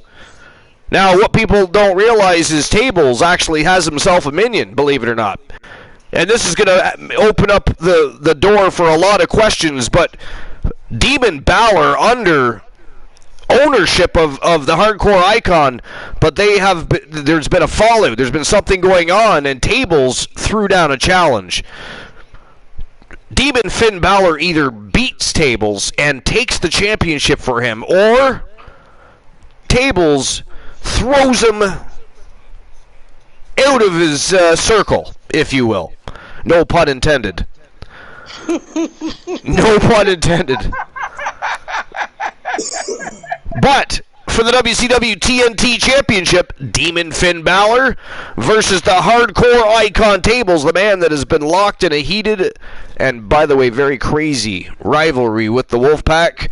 Tonight, he gets a break because the Wolfpack decided they wanted to tune in the Circle. Unfortunately, the Circle's been kind of defying everybody's attempts at thwarting their success, and they are looking like a dominant faction right now. Absolutely insane. But this is the next match of the night. It is the main event of the main card. And then, of course, we have our dark match main event. But I'll open up the betting line right now.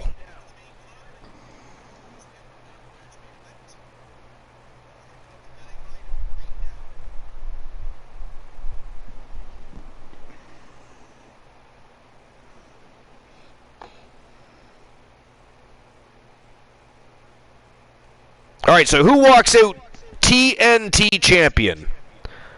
Is it going to be the Demon of Finn Balor or the hardcore icon Tables, the reigning and defending champion? 5 minutes to make your bets. And there we go. Betting lines are open. And let's not forget that Tables also the WCW World Heavyweight Champion. We can't forget that.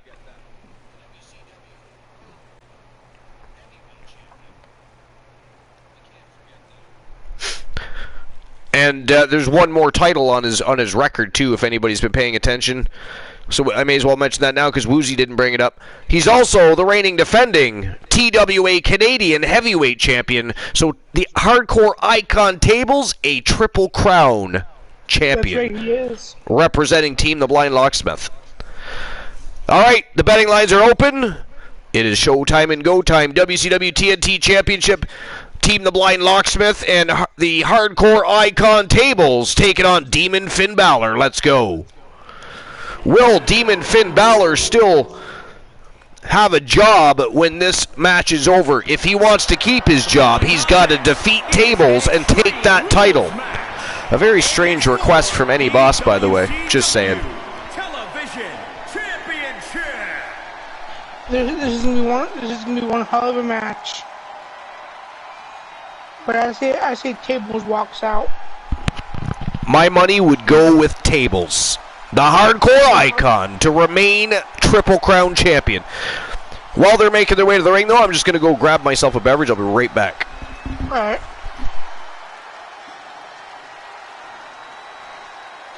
Expo Gamer, who do you got in this match? I got Tables.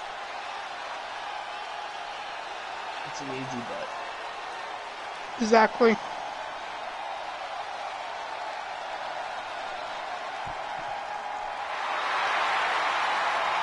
Yeah, Tables came in his first two matches. He beat Brock Lesnar, and then he turned around and beat Demon has awakened. The Undertaker within a week. Goes to show you. Mm-hmm.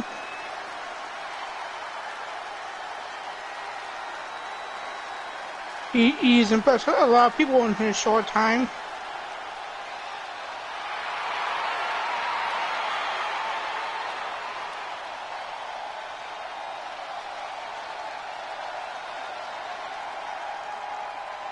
Not to mention he had a high octane. Oh yeah. He's being the very best, and everyone that's standing in his way, he's beaten.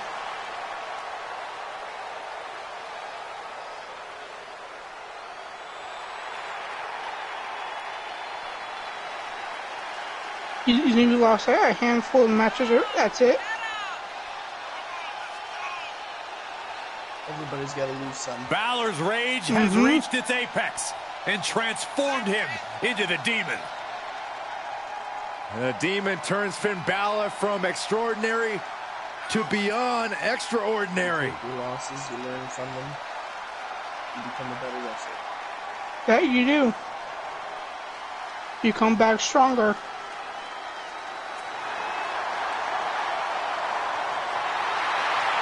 You know, Balor's strength, his speed, his skill, all grow to new levels when he transforms into the Demon.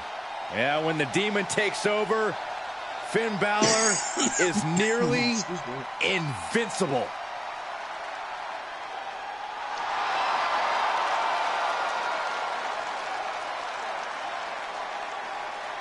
That is true, Joe Link. That is so very true.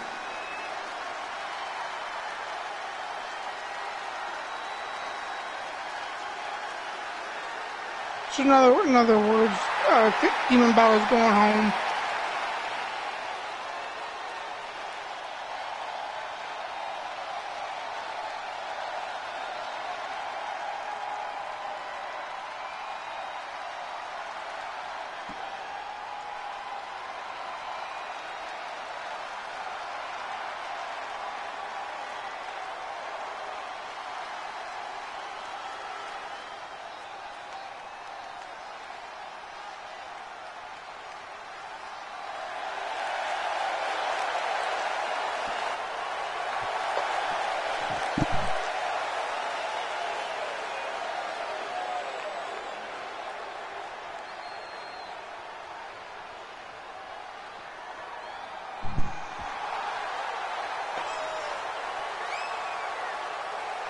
Now making his way to the ring, he is the current TNT Let's not champion. forget, the title is on the line here tonight. Representing How the can I Blind forget? Locksmith I've been looking forward to this Tables. match for a long time.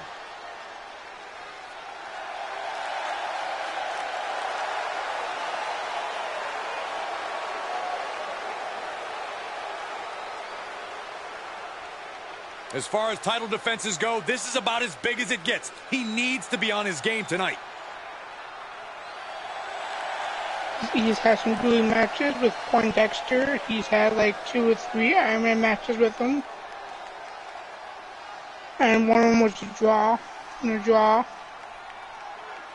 And one of them was just like, I think Tables had like 12 or 13 victories on Poindexter. I have returned.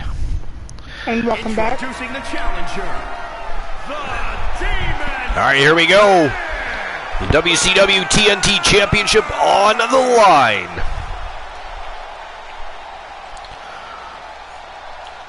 Who's walking out the TNT champion? And better yet, does Finn Balor get to keep his job? 219 pounds. And by the way, the Hardcore Icon Tables wasn't too impressed to find out that his client was also working with Team Joe Link.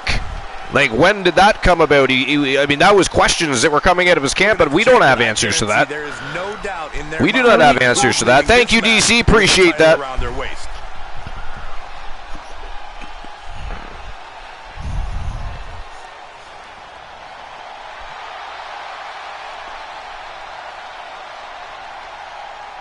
All right, here we go. Table's looking focused and ready to go. Finn Balor. After plenty of hype and Well, social Finn media Balor's chatter, Finn the bell Balor. has finally been rung on this championship match. The time for And look at this. talk is over. These superstars Beautiful are full ready to Nelson determine who suplex gets the by the ultimate Hardcore Icon. Quick start to the match for Tables.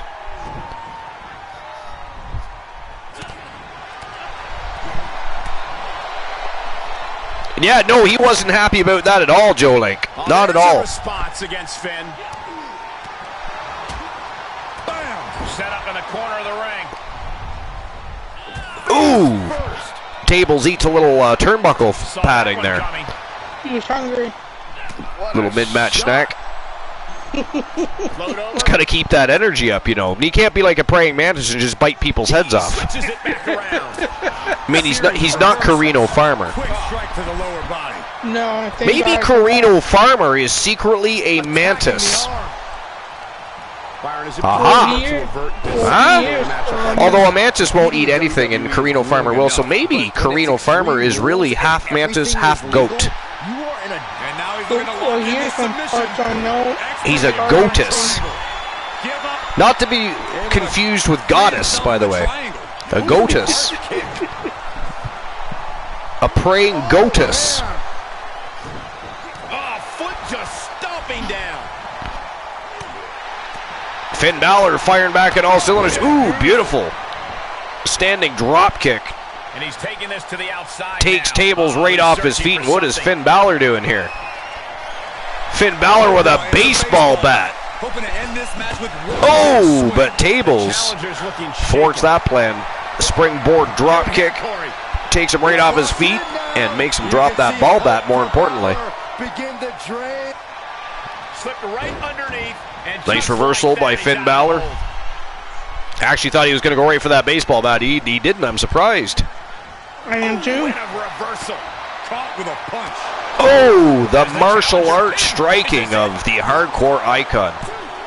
And not done. And he got a yet. 2 count. About a close call for him. He just about ended the working partnership with Finn Balor. Shows the wherewithal. Ooh, it hit Finn Balor with that baseball bat. But Balor, basement dropkick to the knees, made him drop it. And now Finn Balor right back in control. Not for very long, apparently. Nope, not for long at all. Finn Balor struggling to try and get momentum shifted in his direction, at least for any length of time. This superstar is obviously trying to end I mean, there's a reason that the Hardcore Icon Tables, ladies and gentlemen, is a Triple Crown champion. No getting up from this. Oh my gosh. From the top. The avalanche. Butterfly suplex. I think Elijah Archer should challenge him for that Canadian Heavyweight Championship. That's what I think. Elijah Archer will lose. Survives. Are you Hey? kidding me?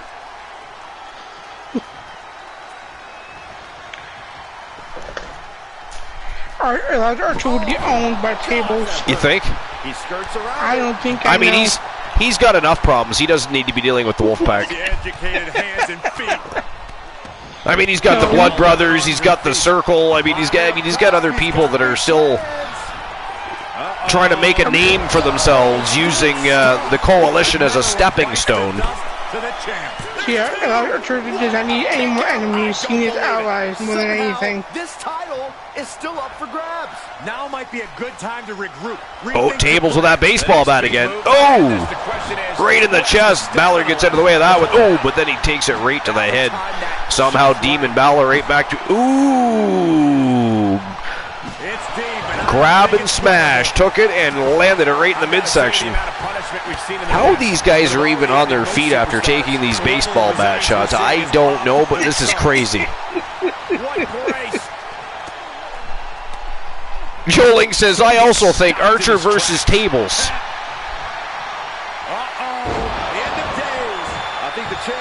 End of days. Balor in trouble. And that is it. That is all, ladies and gentlemen. Just like that, the winner of the match and still WCW TNT champion. And, of course, now lacking a client, Finn Balor is free to continue to join Amber Extreme and Team Joe Link. He just got the big heave-ho, the big boot. The thanks for coming out. Lovely parting gifts next time from the Hardcore Icon tables. He has lost his job and lost his campaign to become the WCW TNT champion. And still, he is the Hardcore Icon tables. WCW Television Champion, the Hardcore Icon. Another big victory for the Hardcore Icon tables. And let's not forget, ladies and gentlemen, he is still a Triple Crown champion. All right, I'll issue the payout for that. But yeah, Joe Link, I agree. I think that Archer should absolutely take that title from him at some point. I wasn't suggesting tonight. I mean, nobody wants to see that. Nobody wants to see that. I think people do want to see that. No, nobody wants to see Archer versus Tables. That is not a thing. That's not a thing. It could be a thing. All right. Balor versus Tables. The winner was Tables. 71% chose Tables. I'll be mad as the watch. Joe Link says that's okay. He is very welcome as my client. Joe Link feels like he just won the lottery right there because Tables gave him the heave-ho. So he is most definitely free to pick up Finn Balor as part of his team now. But, all right. Next match of the night, dark match, main event of the evening. And boy, oh boy, this could get ugly real quick. The Professor Poindexter, the next member of the Wolfpack, to throw down a challenge to the Circle. As we saw, the Circle been victorious all night long tonight. Kenny Omega and Hangman Adam Page both victorious in that Trinado Elimination Tag Team matchup. Chris Jericho defended his AEW All-Atlantic Championship against Big Money Marcus Stevens. And now MJF looking to defend against another member of the Wolfpack. He's putting his AEW World Championship on the line against the Professor. But as you can see, the Wolfpack is joining him, and the Circle coming out in full force with MJF. This is going to be a very interesting situation. But let's get the betting lines open. I hate ads. Twitch is running a new thing now where we can actually earn 55% of the money that is generated through ads. It's a new thing they're doing, and so some of us are trying it out.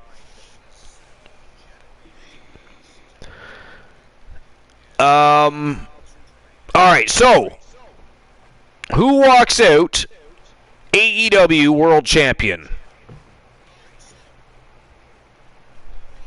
fake AEW World Champ, but whatever. It is a test for the Circle issued by the Wolfpack. It is what it is. They put the titles on the line. They challenged. Management accepted and okayed it. I mean, I don't understand everything.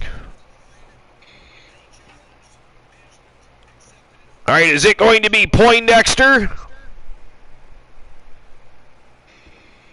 Or is it going to be MJF, the reigning, defending, undisputed fake former AEW World Champion? I almost put AEW instead of MJF. That would have been funny. Poindexter versus AEW. Yeah. That would be interesting. All right, the betting lines are open. Make your bets. Take a stand. Pick a side. Open your wallets. Let's go. But it is showtime and go time. AEW World Championship on the line. Poindexter. MJF. Let's go. You have to run 3 minutes of ads every hour. That's technically not that much. That's 57 minutes of showtime still. If you're a subscriber, you don't have to worry about it anyways. And is for the World Heavyweight Championship. One of the best superstars around.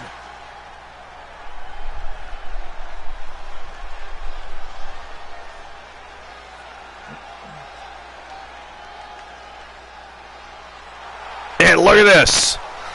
They are the reigning, defending, undisputed TWA International Tag Team Champions. The Wolfman Alan Severn from Team Glenola.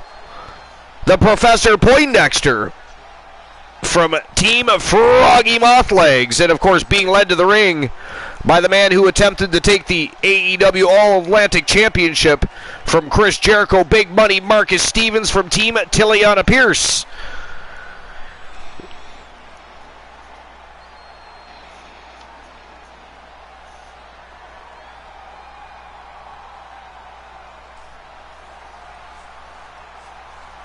Remember, guys, the title is on the line. Joe Link says, wouldn't this be something if it just evolved into a brawl? Tonight might just be the night the title changes hands.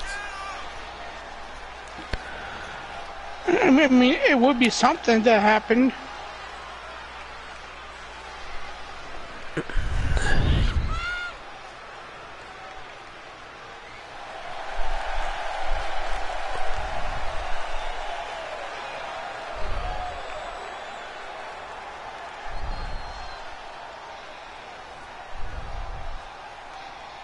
This guy has a lot of fight in him, and competing for the title will make him even tougher.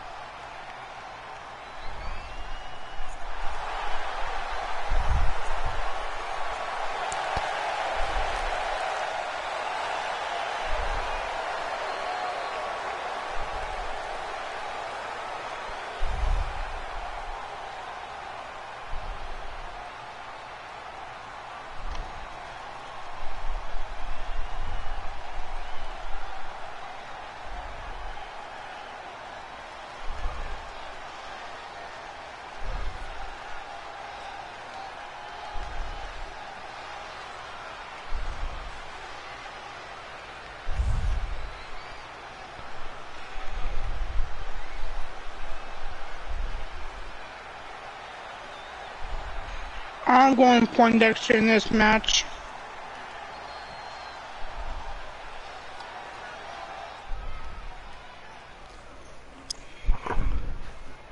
What about you, Archer? I'm going with Poindexter. I'm looking for an upset here. The Circle has had enough time in the spotlight and have laid waste to enough people tonight. I think it is time that at least one of them fall, but MJF is a formidable opponent for anybody. So here, let me remind everybody that the title is on the line here tonight. Yeah, but that's just a mere Gamer, what do you formality. say? The way I see it, there's no way we crown a new champion tonight. Won't be alone for long. We've got company.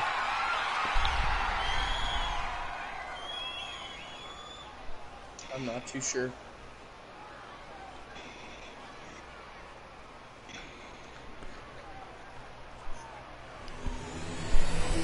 right, here we go. Championship officially on the line. Introducing the challenger from Boston, Massachusetts. Will Team Froggy Mothlegs pick up some more championship gold? The Professor.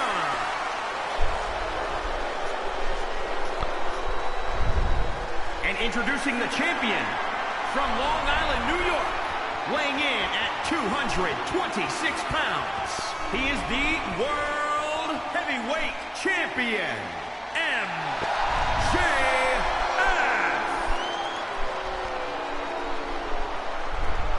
Lots of competitors in the back dream for a shot at this title.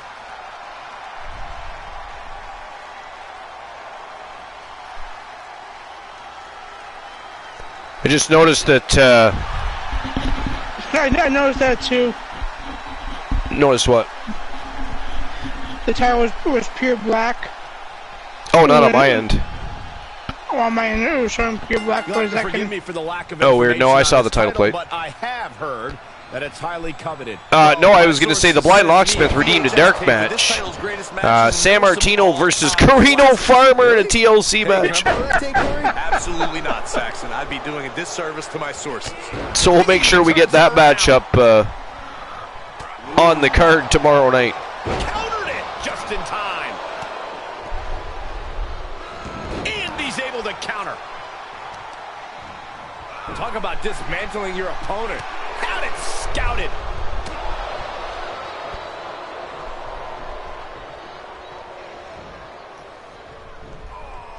There was some power behind that punch. And again, great way to wear down your opponent.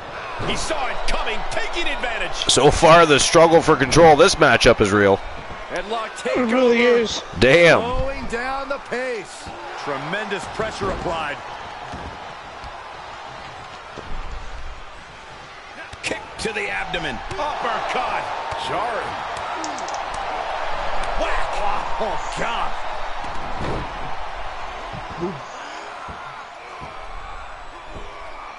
Picture perfect takedown. The challenger eating up some damage.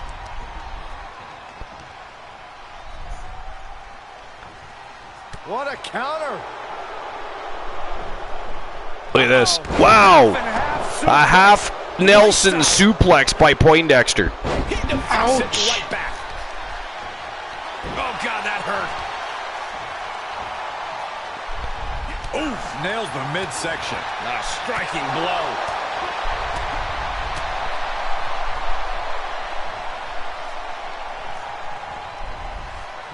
Ooh, busted Poindexter wide open. MJF looking to take control of this matchup.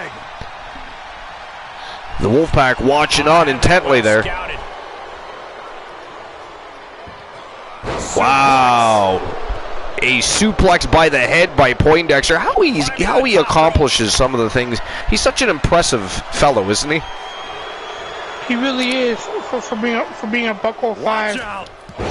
Oh, big flying tomahawk chop. Busts open MJF. And a beautiful German suplex. Looks like he's going for another. Done yet. Whoa. Another German. He does it. Continuing to punish He the completed the opponent. trifecta. MJF in trouble with the Professor here. Oh, new champ. Title fight. Oh, that was close. MJF kicked out. 2 count only. Here's the pin. Title on the line. Nice reversal by MJF. Rolls him up. Early kick out. Referee right on top. Not of the even a action. 1 count, He though. couldn't make much of that pin attempt. Whoa! Spears him out of nowhere. Is it enough? 2 count. Oh, that was 2 3/4. Poindexter's getting close, guys. Yes, he is. Come on, Point. Come on, Marty McFly. Making that shoulder a priority. Rolling neck snap. An opposing array of offense. Oh, look at that. MJF with a reversal and a double axe handle right across the face. And now MJF looking to turn the tides, but a big right hand by Poindexter. Look at this. The strength of Poindexter. Absolutely amazing. What a electric chair drop to the champion. Stop in the leg. And I use that word very lightly. Showing on the champ. There's been plenty of action in this match, and the cost of that is really showing now. Poindexter, misses the big flying elbow drop, and MJF going to look to take control and seize that opportunity. And he's got an armbar locked in. Fujiwara armbar locked in tight, but Poindexter able to slip his arm out, but MJF still stalking him. And another armbar. An inverted Fujiwara armbar by MJF. Poindexter fighting it. How long can he hold this off, though? That is locked in tight. Wow, he let him out. He let him out. 2 count only. Poindexter gets that shoulder up. He is still in this. He's still in it to win it. Can Poindexter become the only superstar of the evening to take out a member of the AEW Exiles? And welcome in, Phantom Wolf. Phantom Werewolf. How you doing? Welcome to episode number 327. This is actually the dark match main event of the evening. The AEW Exiles invaded. They are called the Circle. They are comprised of MJF, Chris Jericho, Kenny Omega, and Hangman Adam Page. They invaded and have been laying waste and causing havoc everywhere they go. The Wolfpack decided to challenge them tonight. Going right after the neck breaker. Unfortunately for everybody else, the Circle has been looking very good tonight, standing strong.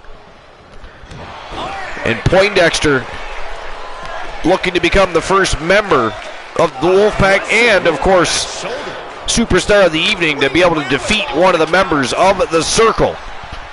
Right now it is MJF versus Poindexter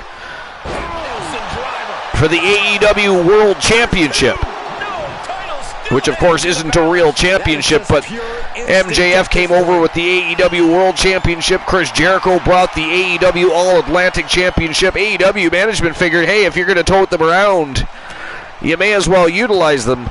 So the Wolfpack wanted to see if they were real champions or just toting around fake AEW toys. Oh my. And they accepted the challenges. I believe that is and have been defying everybody's odds all night long. And look at this, Poindexter with a spear. Whoa, that was about 2.5 there. Appreciate that, Phantom. And the logos that you see around MJF tapped out. Ladies and gentlemen, the winner of the match by submission and the first superstar of the evening to defeat a member of the Circle, and he is the new AEW World Champion from Team of Froggy Mothlegs. He is the Professor Poindexter. And man, oh man, you can bet that the Circle is going to be targeting Poindexter. He needs to watch his back and stay close to the Wolfpack, because anything can happen. Expect the unexpected. But Phantom Werewolf, the logos you see on the barricades around the arena are actually what we call streamer teams. We have 79 streamers that have superstars progressing through careers. Some of them are actually subscribed to the Archerverse, and they are displaying their logos in our shows. You can also redeem via Archerverse bucks and have your logo put up on an arena, on an article of clothing, on somebody's hat, whatever you decide to put it on, for 2 weeks at a time if you redeem the channel reward through the Archerverse bucks. Or again, if you subscribe, every month you subscribe, your logo for your channel is also advertised in one of our arenas on one of our superstars for a month at a time. But ladies and gentlemen, that is it. That is all for episode number 327 here at the Archiverse. What a fantastic night was WCW Thursday Night Thunder. The road to WCW Bash at the Beach continues full steam ahead. Poindexter, the new AEW World Champion. It was a fantastic night of epic matches. Tomorrow night, ladies and gentlemen, 10:30 p.m. Eastern Standard Time, the Archiverse Warzone recommences the Archiverse's road to WCW Bash at the Beach. Don't forget, just over a week's time, the Archiverse Wrestle Wars takes on WCW Thursday Night Thunder for bragging rights, supremacy, championship gold, and let's be honest, just a thirst and lust for blood. It is going to be a thrill ride. But tomorrow night, Warzone, we are going to see some epic championship matches to end the week. And of course, again, next week there are no championship matches. The champions have the week off. It will be nothing but grudge matches, faction wars, and a look to the future beyond the stream per view. But folks, we are going to invade the Coolverse. It is what we have to do. We're going to do that right now. So I appreciate everybody being here all night long. It was an awesome evening, epic matches. The conversations were great. But now it is time, since it is getting late, to go invade the Coolverse. So anybody that's not in the raid, or invasion as we call it at the Archiverse, please hop in. Make sure you join us. And we'll see each other tomorrow night. You guys are awesome. You are the Archiverse. Remember that. Your channel, your Discord, your social media. The Archiverse belongs to you. You're all awesome. We'll see you tomorrow night. It is invasion time. Let's go!